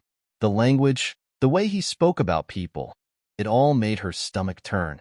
She was about to make her move when she noticed a small group of men entering the room, armed, with no intention of hiding the fact. The security had just been beefed up. Evelyn's instincts flared. Something was wrong. She reached for her earpiece, trying to contact Claire, but the signal was jammed. It wasn't just a coincidence. They knew they were here. The trap was already set. Before she could react, a sharp voice came over the loudspeakers, making her freeze. "Ladies and gentlemen, I'm afraid this evening's festivities are about to be cut short. We have a few unexpected guests who need to be dealt with." The lights flickered, casting long shadows across the room, and chaos erupted. People screamed, ducked for cover, and the unmistakable sound of weapons being drawn filled the air. The broker was gone in an instant, disappearing into a back hallway with his guards. Evelyn's heart raced. This was it, the moment they had feared. They were caught in the middle of a trap, but she wasn't about to let it end here. Shaq moved toward her with lightning speed, grabbing her by the arm and pulling her into the chaos. "Move," he barked. They didn't have time to think. They ran. The darkness of the room swallowed them whole. Evelyn's heart raced, her breath shallow as she clung to Shaq, who moved with purpose despite the chaos unfolding around them. People scrambled, taking cover behind pillars and overturned furniture, the sound of gunfire ringing out in sharp bursts. In that split second, Evelyn's mind sharpened, her instincts kicking in. She had trained for moments like this. "Stay close," Shaq muttered under his breath, his hand gripping hers tightly. He wasn't leading them in the direction of the exit, though. He was moving toward the back hallway where the broker had vanished. "Are you crazy?" Evelyn hissed, barely managing to keep her voice down against the sounds of gunfire. "We need to get out of here." Shaq's jaw tightened, his eyes narrowing as he looked back at her. "We can't leave without the broker. If we don't find him, we'll never stop what's coming." Evelyn felt a pit form in her stomach. The broker was the key. Everything about this mission had hinged on him. If they let him slip away now, all their work, every risk they'd taken, would have been for nothing. As they moved down the dark corridor, the sound of approaching footsteps made Evelyn freeze. A door at the far end of the hall opened, revealing two heavily armed guards, their weapons scanning the hallway. Without hesitation, Shaq pulled Evelyn back into the shadows. Her pulse was quick, but her mind remained focused. The guards were close now, and if they got too near, they would be trapped. "Wait for it," Shaq murmured, his breath steady. They waited in silence, every muscle in Evelyn's body tense, coiled like a spring. The guards stepped closer, their boots echoing on the tiled floor. Shaq's eyes flicked to the door to their left, an emergency exit, likely leading to a stairwell. He signaled to Evelyn, then to the door, his expression resolute. Without another word, they slipped inside, just as the guards rounded the corner. The door clicked shut behind them, muffling the sounds of chaos. The stairwell was pitch black, the only light coming from a distant emergency exit sign. The steps creaked underfoot as they ascended quickly, the sound of muffled shouts and gunfire still ringing from below. Evelyn could feel the weight of the situation pressing down on her chest. They were moving deeper into enemy territory now, and every step they took toward the broker brought them closer to danger. "I thought you said you had a plan," Evelyn said, her voice sharp as they reached the third floor. "I do," Shaq replied quietly, his eyes scanning the hall ahead. But we need to be careful. They're expecting us to make a run for it. A slight pause. The broker might already be gone. If he is, we need to get out of here, no matter what. Evelyn nodded, her mind racing. But she knew there was no turning back now. They were in too deep, and the stakes had never been higher. They moved cautiously down the hallway, checking every door along the way. Finally, one door at the end of the hall caught their attention. It was slightly ajar. Inside, a low hum of activity buzzed from the room beyond. Shaq motioned for silence, signaling to Evelyn to stay behind him. He carefully pushed the door open, his eyes scanning the room. A group of men in suits were gathered around a table, discussing something in hushed tones. They didn't notice Shaq and Evelyn slipping inside. Evelyn's heart skipped a beat as she noticed a familiar face among them. The sharp-eyed man who had been at the meeting earlier, one of the broker's lieutenants. He was standing near the back of the room, speaking with another man in a dark overcoat. The broker wasn't far. Shaq took a deep breath, his hand sliding toward the gun at his waist. Evelyn was about to reach for hers when suddenly, the lieutenant turned, his gaze sweeping over the room. Their eyes met for a split second, and in that instant, everything went wrong. "Get down," Shaq shouted, shoving Evelyn to the floor as bullets ripped through the air. The room exploded into chaos. Shaq was already moving, his gun drawn as he fired back at the guards who had opened fire. The lieutenant ducked behind the table, and the man in the overcoat disappeared through a door at the back of the room. Evelyn's body reacted instinctively. She rolled to the side, taking cover behind a large metal pillar. The sharp staccato of gunfire echoed in the small room, mingling with the sound of shouts and the chaos that was now consuming the building. "Keep moving." Shaq's voice cut through the noise. "We've got to get to the back." Evelyn nodded, her eyes narrowing as she scanned the room. The gunfire was deafening, and the air was thick with tension. They couldn't stay here for long. Every second they wasted was another second the broker could slip away. She didn't need to be told twice. Evelyn pushed herself to her feet and sprinted toward the back of the room, just as Shaq laid down cover fire. The door at the far end of the room swung open, revealing a darkened hallway. They both charged forward, but as they reached the door, a familiar voice echoed in the distance, the broker's voice. "You think you can stop me? You think you can stop this operation?" The voice was smooth, dripping with confidence. It made Evelyn's blood run cold. There was no turning back now. They had to catch him. Evelyn's heart raced as she and Shaq dashed down the narrow hallway, the sounds of chaos growing fainter behind them. They had left the gunfire and shouting far behind, but Evelyn knew it was only a matter of time before someone realized they weren't supposed to be here. The broker was ahead of them, and his escape was becoming inevitable unless they moved fast. "We're getting close," Shaq muttered, his voice low but filled with determination. He glanced at Evelyn, his eyes hard with purpose. "Stay alert." Evelyn nodded, her pulse quickening. They had come too far to back out now. The broker's operation was a web of lies and corruption, and if they didn't stop him, who would? They reached a door at the end of the hallway, locked tight. A red emergency light blinked overhead, casting a sickly glow in the otherwise dark corridor. Evelyn didn't hesitate. She was already moving to the door, checking the hinges. "Wait," Shaq said, grabbing her arm gently. "He's behind this door. We need a plan." Evelyn shot him a glance, her breath coming in short, steady bursts. "I don't care about a plan anymore. We can't let him slip through our fingers." Shaq studied her for a moment, then gave a curt nod. "We're going in." With a swift motion, he kicked the door open. The small room beyond was dimly lit, filled with metal filing cabinets and heavy machinery. In the far corner, a figure moved. A tall, lean man dressed in a dark suit stood by a desk, his back to them. Evelyn's stomach flipped. "The broker."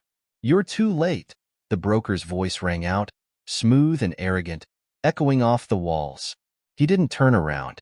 "I've already won." "Not yet," Shaq said, his voice steady but filled with warning. Evelyn kept her gun trained on him, her mind racing. The broker was calm, too calm. There was something off about his demeanor, something that made her question whether they were walking into a trap. But there was no time to second-guess. She took a step forward. You've been manipulating people, controlling everything behind the scenes. It's over. The broker slowly turned around, his eyes gleaming with cold amusement. You think you can stop this? You think you can bring down everything I've built with a few lucky shots? His lips curled into a smirk. You're naive. Evelyn's fingers tightened around the grip of her gun. You're the one who's going down, not us. Suddenly, the silence in the room shattered. The broker's hand shot out toward a button on the desk. Evelyn's instinct screamed at her to move, but it was too late. The lights flickered, then went out. A series of clicks echoed in the darkness, followed by the unmistakable sound of security doors sealing shut. They were trapped. Shaq's voice came through the blackness, low and urgent. Move. In an instant, they were both on the move, weaving through the maze of cabinets and desks, trying to find an escape route. The air was thick with tension as they heard the sound of footsteps closing in. But the room felt smaller now. The walls seemed to close in on them, the weight of the situation pressing down. Evelyn's mind raced, trying to piece together a way out. Where are the exits? She whispered, her voice barely audible in the dark. Shaq's voice was grim. There's a back door, on the far side of the room. But we need to make it there before they lock it. Suddenly, the overhead lights blared back on, blinding them both for a second. In the harsh light, Evelyn saw a row of armed guards, each with a weapon trained on them. The broker had prepared for this. He had known they would come. Shaq and Evelyn stood side by side, their backs to the wall. They had nowhere to run, nowhere to hide. The broker stepped forward, his hands still resting on the desk. You're too late, he repeated, his eyes cold as steel. You should have stayed out of my way. Now, you'll see the cost of your mistakes. Evelyn's grip on her weapon tightened, her mind calculating. The broker was too confident. He thought the game was over, but it wasn't. Not yet. You'll regret this, she said, her voice steady despite the weight of the situation. This isn't over. The broker raised an eyebrow. You think I care about your threats? You think you've won? Before he could finish, there was a sharp noise. An explosion, followed by the violent shaking of the room. The guards staggered, thrown off balance by the force of the blast. Evelyn's head whipped around, her heart leaping into her throat. The sound of the blast had come from the hallway outside. It was close, too close. Shaq's voice was urgent now. We need to move. This place is going down. Evelyn didn't hesitate. She grabbed Shaq's arm, pulling him toward the back of the room. The broker's smug expression faltered for a moment, and Evelyn saw her opening. They rushed forward, weaving between the armed guards who were still recovering from the explosion. The chaos had erupted, and now was their chance. But as they reached the back door, a sharp crack rang out, followed by the feeling of something heavy slamming into Evelyn's side. She gasped, her vision blurring as pain shot through her. Get down, Shaq shouted, shoving her behind the nearest cover. The broker's voice came over the din of gunfire, filled with menace. You won't make it out alive. Evelyn's hand gripped her side, her mind swimming as she tried to push through the pain. They couldn't stop now, not after everything they'd been through. Not today, she muttered, through gritted teeth. The sound of gunfire was deafening.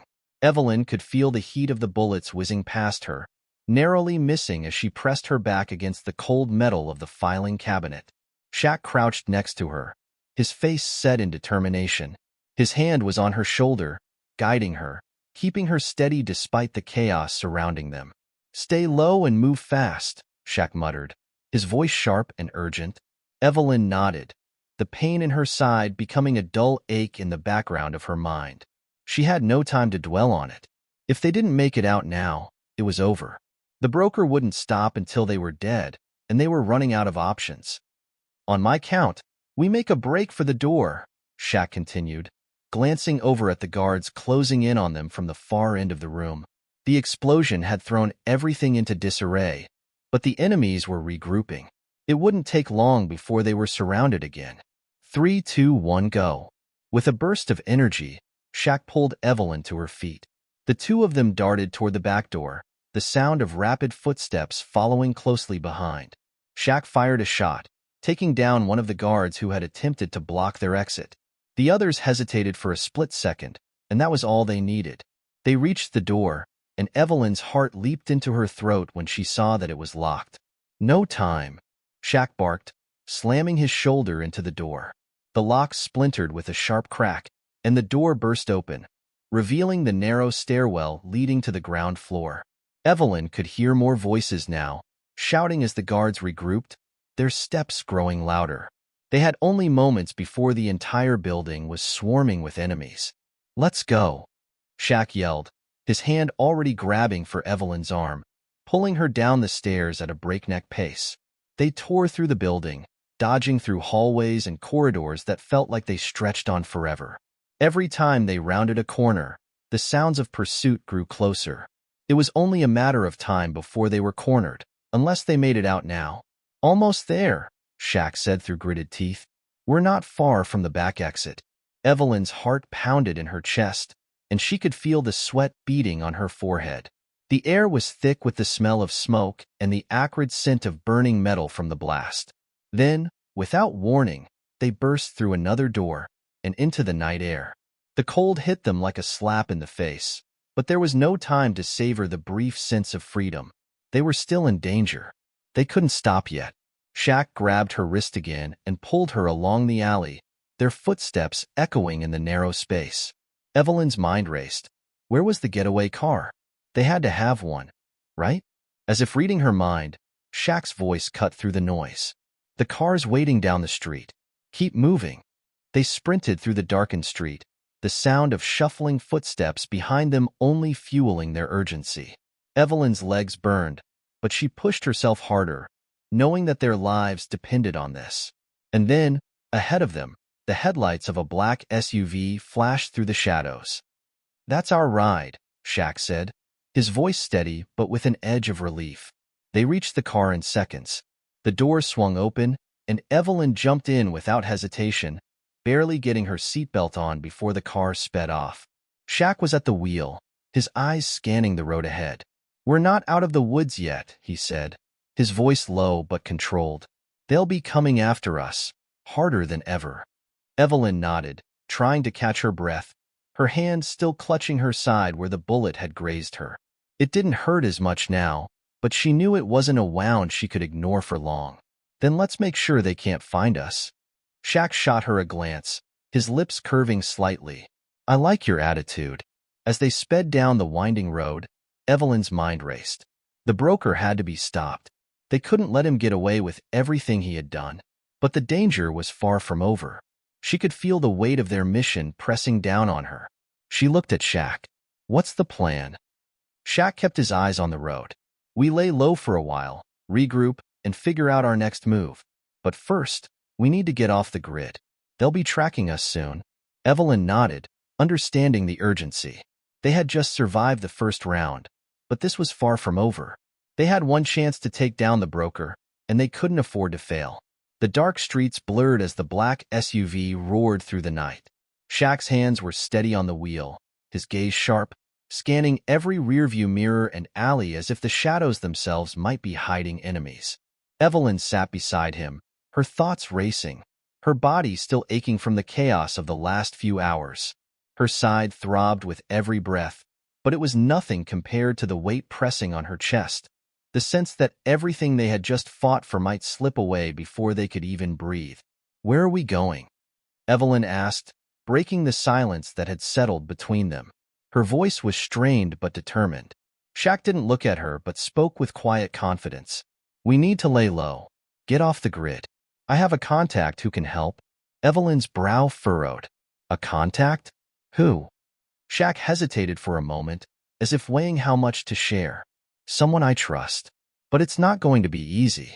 We'll have to go off the radar completely. No phones, no digital footprints." Evelyn nodded, understanding the gravity of the situation. If they wanted any chance of taking down the broker, they couldn't leave a trail. The more they kept moving, the more desperate their enemies would become. The SUV slowed as it turned onto a narrow, dimly lit street. The buildings on either side were old, crumbling, and worn.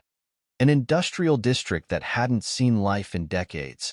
Evelyn's instincts told her this was no ordinary meeting point. "Are you sure about this?" she asked, her voice laced with suspicion. This doesn't feel like a safe place. Shaq's lips tightened, but his eyes remained focused.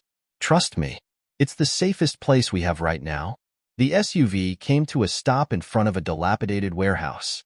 There were no lights, no signs of movement, just the dark, imposing silhouette of the building against the sky. Shaq killed the engine, the silence settling around them like a thick fog. We wait here, Shaq said, his tone resolute. Just a few minutes. We don't want to attract attention. Evelyn didn't argue. She had learned to trust Shaq's judgment, even if this place felt like a trap. They had come too far to turn back now. Minutes passed, each one stretching into eternity. The cold of the night seeped into the SUV, but Evelyn barely noticed. Her mind was elsewhere, playing over every decision, every choice they'd made. The broker had so much power, so many people in his pocket. How could they take him down with so little? A tap on the window shattered her thoughts. She jerked back, her pulse quickening, but Shaq remained calm, rolling the window down just enough to speak to the man outside. Is it clear? Shaq's voice was low, controlled. The man, tall, thin, with a rough-looking face, nodded. The coast is clear. You can come in. Shaq turned to Evelyn. This is it. Stick close. Evelyn nodded, her heart hammering in her chest as she opened the door and stepped into the cold night. The man led them through a narrow alleyway to a back entrance of the warehouse. The door creaked open, revealing a dimly lit interior filled with crates and old machinery. Inside, it smelled of dust and oil. Evelyn's eyes scanned the area, but she couldn't see much beyond the shadows. The man who had greeted them stepped aside, letting them pass into a small room where a woman sat at a desk, her face partially hidden in the shadows. The woman looked up as they entered.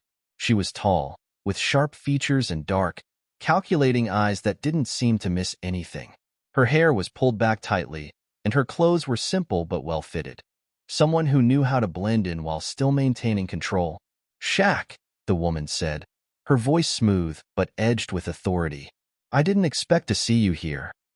Shaq's expression was unreadable. I didn't expect to be here either, but we need help. You're the only one I can trust right now.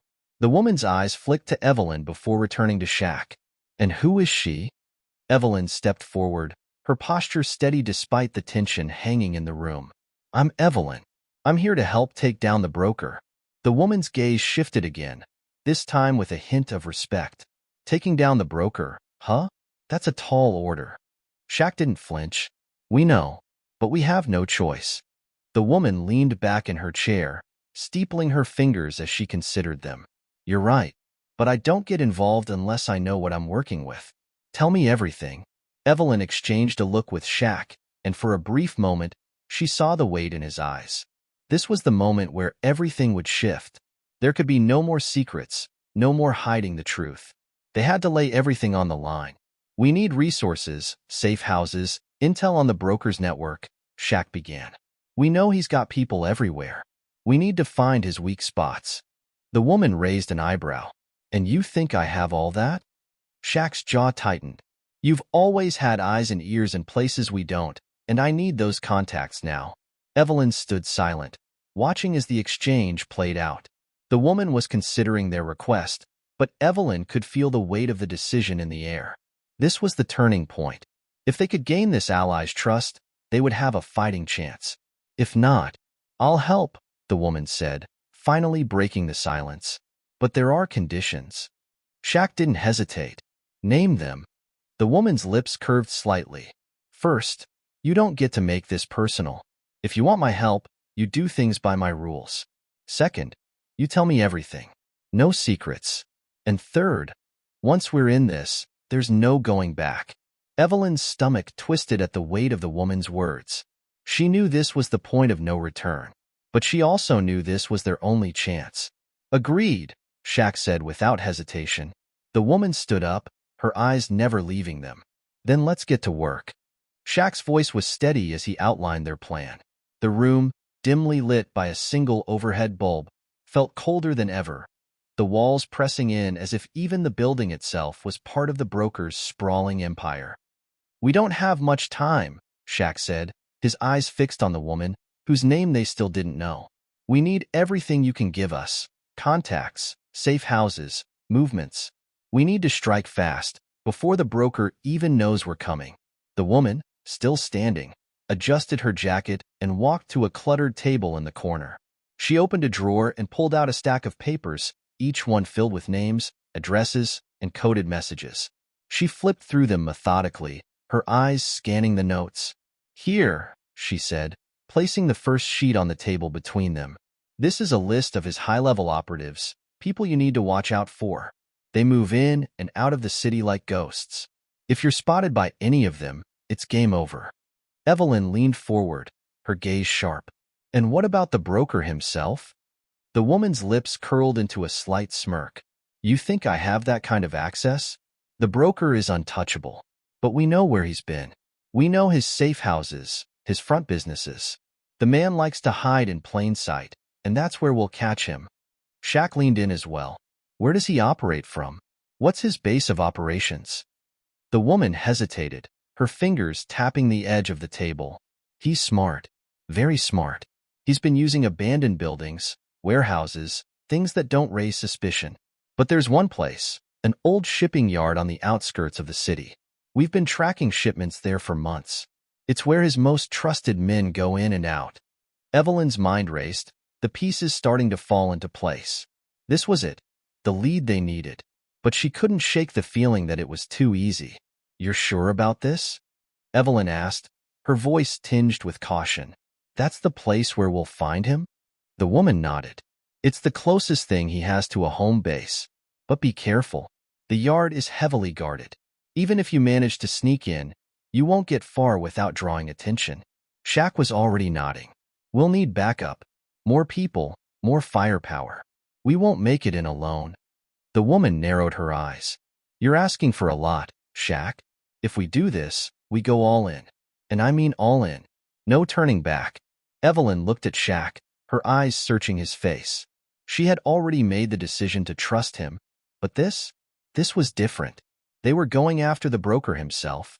If they failed, Shaq caught her gaze and gave a small, reassuring nod. "We're in this together." The woman placed another paper on the table, revealing a map of the shipping yard. "This is the layout. You'll enter through the west side. There's a gap in the fence where you can slip through unnoticed. But from there on, you'll have to move fast. Once you're inside, you'll be on your own." Evelyn studied the map carefully, committing every detail to memory.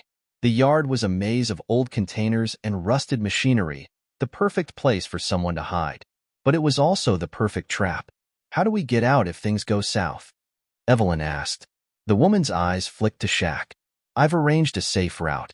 But once you're inside, I can't promise anything. It's up to you to make it out alive." The weight of the woman's words settled over Evelyn like a blanket of cold steel. She knew the risks. They all did. But the chance to finally take down the broker was too valuable to pass up. Shaq turned to the woman, his face set in determination. "Get us what we need. We'll be ready." The woman stood, her expression unreadable. "You'll get the full brief by morning. Until then, stay off the grid. If you're spotted, it's over." With that, the conversation was over. The woman turned and walked toward the door, leaving them alone in the dim room. Shaq stood up and stretched. "You ready for this?" Evelyn looked at him, the gravity of the moment weighing on her, but her resolve was firm. "I'm ready." The hours between that meeting and their departure felt like an eternity. Every moment was spent preparing, double-checking weapons, making sure there were no loose ends. Evelyn couldn't shake the feeling that they were walking into a trap. There was too much secrecy, too many unknowns. But she pushed it aside, focusing on the task at hand. If this was the only way to stop the broker, she would face whatever came next. By morning, they were in motion. The sun was barely up, the sky a dull gray as they drove out of the city, headed for the shipping yard. Shaq drove, his hands gripping the wheel with tight focus. Evelyn sat beside him, her mind racing as the landscape blurred around them.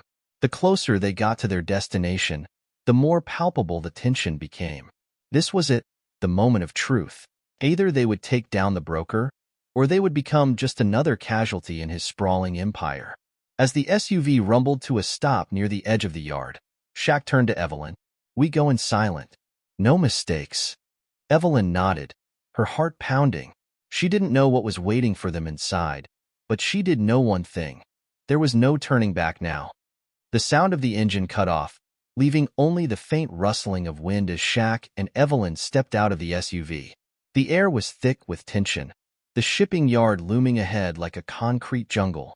The structures in front of them were decaying, rusted, and covered in layers of grime. But to those who knew what they were looking for, it was the perfect cover. Shaq's eyes scanned the area, his muscles coiled with readiness.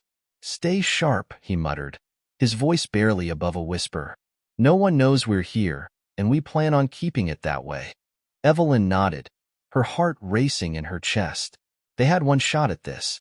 One mistake, and everything they had worked for could come crashing down. They moved swiftly, crouching low as they approached the perimeter of the yard. The map the woman had given them was burned into their minds, each route and potential danger marked carefully. The gap in the fence, the first hurdle, was just ahead. As they reached it, Shaq crouched beside the rusted wire, his fingers working quickly to peel back a section of the fence without making a sound. Evelyn watched the shadows, her senses heightened, every crackling leaf or distant clank of metal making her jump. She knew the broker's people were always watching, and this place was no exception. Once the gap was large enough, they slipped through, the space tight but passable. They were in. Now the real danger began. Evelyn felt the hairs on the back of her neck stand up as they moved through the shadows, every step calculated. The yard stretched out before them, a labyrinth of stacked shipping containers and rusted vehicles. It was eerily quiet, but there was something unsettling about the stillness. It felt like waiting for a storm to break. Shaq's hand went to his earpiece. "Any word?" he whispered, his eyes scanning the perimeter. A voice crackled in response, low and steady. "You're clear for now, but you've got about 15 minutes before the guards rotate. Move fast." Evelyn exchanged a glance with Shaq. 15 minutes. The clock was ticking, and the pressure of the countdown seemed to echo in her chest with every passing second.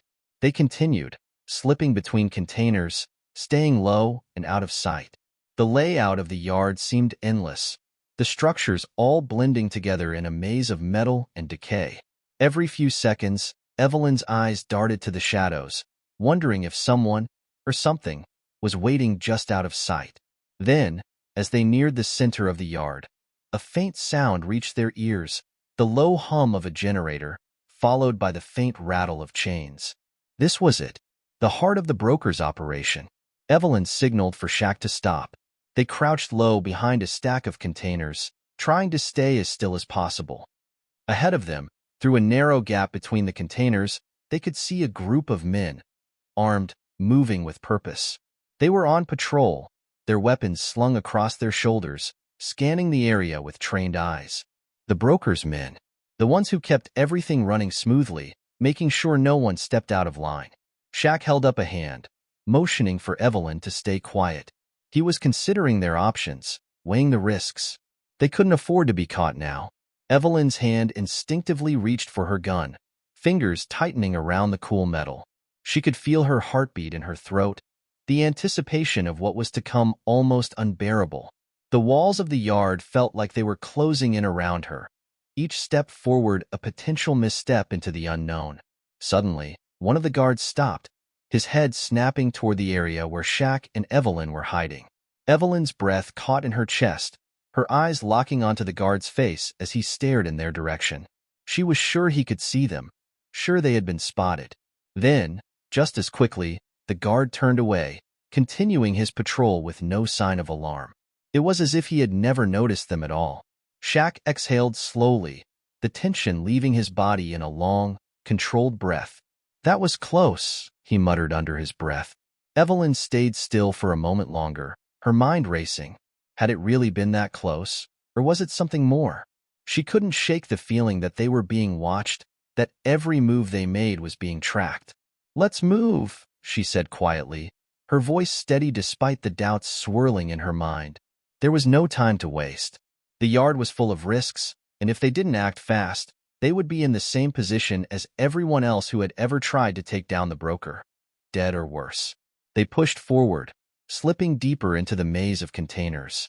The low hum of the generator grew louder, and Evelyn could feel the weight of their task pressing down on her. They were getting close. But close to what? The more they uncovered, the more it seemed like there was more to the broker's operation than anyone had anticipated. The path ahead was dark, and Evelyn couldn't shake the feeling that they were being led into a trap. But there was no turning back now. And then, just as they rounded a corner, they saw it. A warehouse, larger than any of the others, stood ahead of them. Its doors were slightly ajar, the faint glow of lights spilling out from within. They had found it, the nerve center of the broker's operation. But before they could approach, a movement caught Evelyn's eye. A shadow darted across the entrance of the warehouse, too fast for a human to follow. The hairs on her neck stood on end as she realized what it was. A figure, no, a person, was waiting for them. "Shaq, we've been set up," Evelyn whispered urgently, her heart skipping a beat. "We need to get out of here. Now." Shaq's face hardened. Not without the broker. The moment Evelyn whispered the warning, Shaq's instincts kicked in. His hand shot to his gun, fingers closing around the grip as his eyes darted across the shadows. A chill ran down his spine. The kind you get when you know something is terribly wrong but can't yet see the danger. "Back," Shaq muttered, pulling Evelyn gently, but urgently, away from the path they had been following. The last thing they needed was to be caught out in the open. Evelyn's heart raced as they retreated into the maze of containers. The faint creak of metal echoed around them, the sounds of shifting crates and distant voices blending together into an eerie symphony.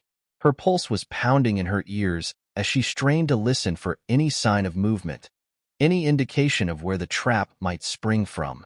"What do you think they know?" Evelyn asked, her voice barely a whisper. "Not sure yet," Shaq replied, his eyes scanning the yard. "But whoever's on the other side of that door is waiting for us. And I don't think it's just the usual guards." Evelyn felt her stomach drop. She had no doubt now that the broker was onto them. She had seen the shadow. Someone was tracking their every move, and it wasn't just the broker's men. There was something far more sinister at play here. Shaq motioned for her to stay low as he pulled out his phone, sending a quick message to their team. "We need a way out of here, and fast." They moved silently, ducking behind crates and avoiding the pathways that might give them away. Every second felt like a lifetime, and the weight of the situation was starting to sink in. They were in enemy territory now, and there was no safe place to hide. Every turn could lead to an ambush, and every shadow could conceal a threat. Just as they reached a small alley between two containers, a faint noise caught Shaq's attention.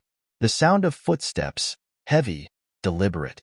"Hold," Shaq hissed, pressing himself against the side of the nearest crate. Evelyn did the same, her breath shallow as she tried to steady herself. The footsteps grew louder, closer. Then, a voice, a low murmur that sent a shiver down her spine. "Yeah, they're here. I saw them," the voice said, followed by a soft click as a radio transmission went out. Shaq's grip on his gun tightened, and Evelyn's mind raced. They know we're here. The realization hit her hard. There was no escape now. They had to take the fight to the broker. Without warning, Shaq motioned for Evelyn to follow him. He moved swiftly, darting from cover to cover, each step more calculated than the last. They had a plan, but the longer they waited, the more likely it was that their plan would fall apart. "We need to get to the warehouse," Shaq muttered. "I'll take point. You stay close." Evelyn nodded, her breath coming faster now, as she followed his lead. They moved with precision, the path to the warehouse seemingly clearer now that they had made their decision. But the closer they got, the more the feeling of being hunted settled in her gut. Then, as they neared the entrance of the warehouse, something unexpected happened. A car's engine roared to life, its headlights cutting through the darkness. Shaq and Evelyn froze, their bodies tense as they tried to make sense of the new threat. "Not good," Shaq muttered. "They're expecting us." The car sped off, tires screeching against the cracked pavement, and Evelyn's mind raced. Who could it be? Before she had a chance to respond, a new voice echoed from the darkness. "You're too late." Evelyn spun around, gun raised. But the voice was too familiar to ignore. Standing in the shadows, silhouetted against the dim light of the warehouse, was a man she thought she would never see again. Malcolm Pierce, the ruthless enforcer for the broker. Evelyn's heart skipped a beat, and her blood ran cold. Malcolm Pierce was not someone you crossed lightly. He was a man known for his ruthlessness and his unwavering loyalty to the broker. And now, it seemed, he was standing between them and their goal. "What are you doing here, Malcolm?" Evelyn demanded, her voice steady despite the fear curling in her stomach. He stepped forward, the glint of a cold smile crossing his face. "I was wondering when you two would finally show up." His eyes flicked to Shaq, sizing him up. "It's cute that you think you can take down the broker." Shaq's jaw clenched, but he didn't respond. The tension in the air was palpable, both sides weighing their next move. Evelyn's mind was spinning, trying to find a way out, a way to turn the situation to their advantage. "We're not here for a fight, Malcolm," Evelyn said, trying to keep her voice calm, despite the fury bubbling up inside her. "We're here to end this, once and for all." Malcolm laughed, the sound cold and mirthless. "Oh, I'm afraid you're too late for that. You've played right into the broker's hands." He paused, his smile widening. "And now, it's game over." Evelyn's heart pounded in her chest as she realized the trap was finally sprung. They were surrounded, and there was no easy way out. The broker had been one step ahead the entire time. "Move," Shaq barked, grabbing Evelyn's arm and pulling her back into the shadows as Malcolm's men stepped forward, weapons drawn. The chase was on. The sounds of heavy footsteps echoed from behind them as Shaq dragged Evelyn into the deeper shadows of the container yard. His mind raced, plotting their next move. They were running out of time. Malcolm Pierce and his men were closing in fast, and every corner they turned seemed to bring them closer to being trapped. The only option left was to take control of the situation. But how? Evelyn's breath was shallow, panic creeping into her chest as she glanced over her shoulder. "Shaq, we can't keep running. We have to stand and fight." "Not yet," Shaq growled, his voice tense. "We need a better position. The more you move, the more exposed you get." They reached a narrow alley between two containers, where they crouched behind a stack of crates. Evelyn's heart hammered in her chest as she listened to the distant thud of boots pounding against the ground, the voices growing louder.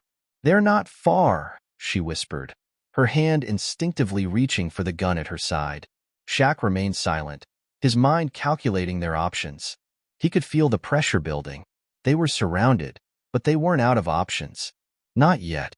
We're going to make a break for the old warehouse," he said suddenly, his voice low but determined. "It's our best shot." Evelyn nodded, but doubt flickered in her eyes. The warehouse was their last known safe zone, but it was also where the broker had set up shop. The walls were crawling with his men. It was a death trap, but if they didn't act now, there would be no escape. "I'll cover you," Evelyn said, the sharpness in her voice a contrast to the fear in her heart. Shaq gave her a brief, reassuring nod before motioning for her to follow him. They moved quickly but quietly, their footsteps muffled by the thick layer of dust on the ground. The warehouse loomed ahead, the silhouette of its broken windows casting long, eerie shadows. It felt like stepping into the mouth of a beast. As they reached the entrance, Shaq paused, scanning the perimeter. There were no guards in sight, yet, but the tension in the air was palpable. He could feel it deep in his bones. They weren't just walking into a fight. They were walking into a war zone. "Stay low," Shaq muttered, leading Evelyn through the back entrance. The air inside was thick with the smell of oil and rust, the only sound the occasional drip of water from the ceiling.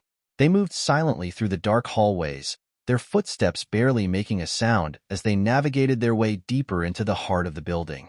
Evelyn kept her eyes open, her mind sharp. "What's the plan once we're inside?" Shaq glanced over at her. "We're going to find the server room. The broker's operations are all on a mainframe. If we can get to that, we can shut it down and disrupt everything he's been working on." Evelyn frowned, remembering the complex security systems they had encountered before.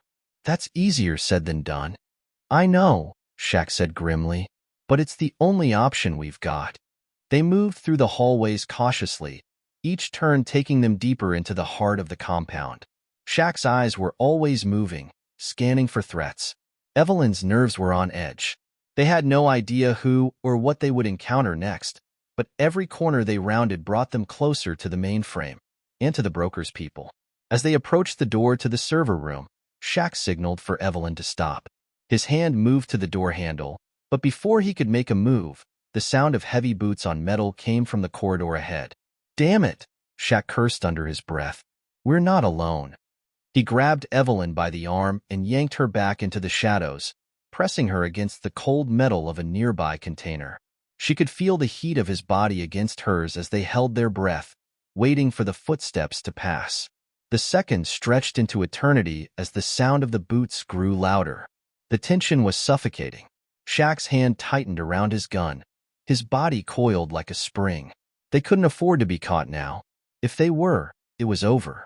The footsteps stopped just beyond the corner. Evelyn's heart skipped a beat, her body trembling with the anticipation of the worst. Shaq's eyes met hers, and without a word, he pulled her further into the shadows, keeping them hidden from view. Then, just as quickly as it had started, the footsteps began to fade. Whoever was patrolling the area had moved on. Shaq exhaled a breath he hadn't realized he'd been holding. That was too close. Evelyn swallowed hard, her nerves still raw. "We can't keep doing this. We need a plan." Shaq nodded, his expression set. "We make our move now.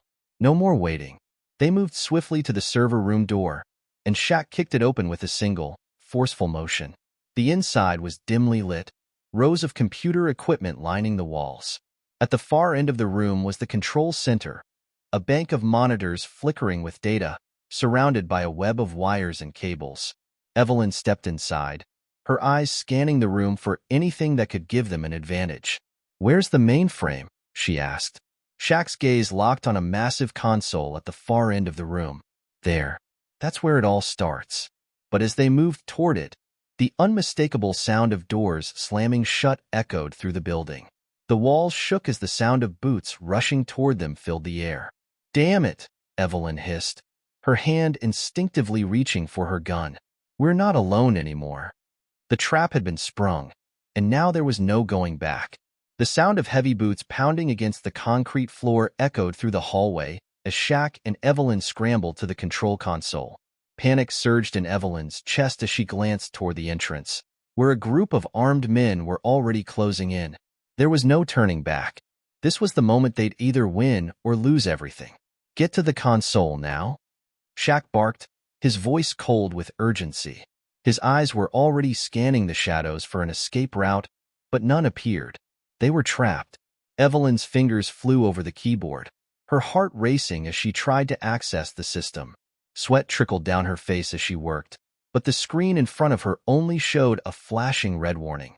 "They've locked us out," she said, frustration lacing her voice. Shaq's eyes narrowed. "Then we'll break in the hard way." Without another word, he turned to face the door. There were only seconds before the men would burst in, and Shaq wasn't going to let them take control. Not after everything they had been through. Not after all the lives lost. "Get ready," he whispered to Evelyn, who nodded, eyes sharp with determination. The door slammed open with a deafening crash, and in an instant, they were surrounded. At least 5 men stood in the doorway, guns raised, their faces twisted with grim determination. "You've got nowhere to run," the leader of the group sneered, a smirk curling at the edge of his lips. "This is where your little rebellion ends." Evelyn's hand slid to the gun holstered at her side, and Shaq's muscles tensed as he prepared for the inevitable. But he wasn't about to back down. Not now. Not when they were so close. "I'm not here to run," Shaq said, his voice steady despite the danger. "I'm here to end this." The leader's smirk faltered for a moment, confusion flickering in his eyes. But before he could react, Shaq lunged forward. His fist connected with the first man's jaw with a force that sent the thug crashing into the wall. The impact was so powerful that the man didn't even have time to register the pain before he crumpled to the ground, unconscious. In the same instant, Evelyn fired. The shot rang out, striking another man square in the chest. He went down without a sound, his weapon skidding across the floor. Shaq moved quickly, taking down another thug with a swift elbow to the face. The remaining men hesitated for a fraction of a second, just enough time for Evelyn to make her move. She aimed, fired, and a fourth man dropped to the floor with a grunt. But the leader wasn't done. He charged toward Shaq, swinging a metal pipe in a wide arc. Shaq ducked just in time, the pipe missing him by inches. He pivoted, grabbing the thug's arm and twisting it behind his back with a force that sent the man to the ground. "You're not in control anymore," Shaq hissed as he secured the man's arm, rendering him immobile. Evelyn stepped over to help, her gun trained on the last man standing, one of the thugs who had been hesitating. He took one look at the chaos around him and then dropped his weapon, his hands raised in surrender.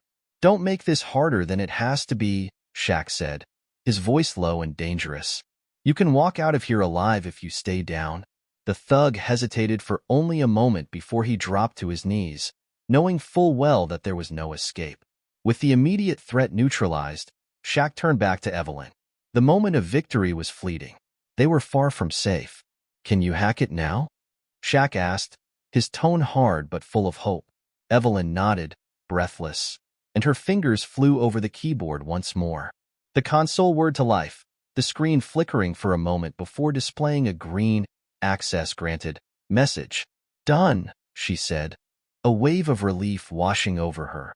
"I've locked down the broker's system. His entire operation is going to collapse." A deep, rumbling noise echoed from somewhere below them, signaling the beginning of the building's self-destruct sequence. The fire alarms began blaring, lights flashing and red as smoke started to filter through the room. "Shit," Shaq muttered, grabbing Evelyn by the arm. "We need to get out of here. Now."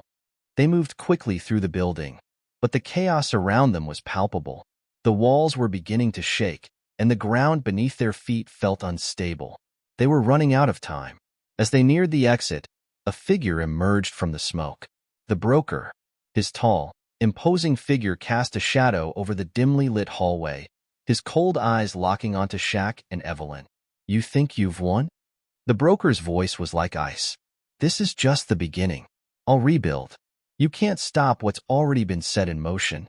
Shaq stepped forward, his face set in a mask of fury. "You're done." Before the broker could react, Shaq lunged at him, catching him by the collar and slamming him into the wall. The broker's eyes widened, but he was too slow to retaliate. "You've been controlling people's lives for too long," Shaq growled, "and I'm putting an end to it." With one swift motion, Shaq twisted the broker's arm, snapping it with a sickening crack. The broker screamed in pain but was quickly silenced when Shaq shoved him to the ground. Evelyn glanced at Shaq, her expression one of shock mixed with relief. "It's over." Shaq nodded, breathing heavily. "Not yet, but it will be."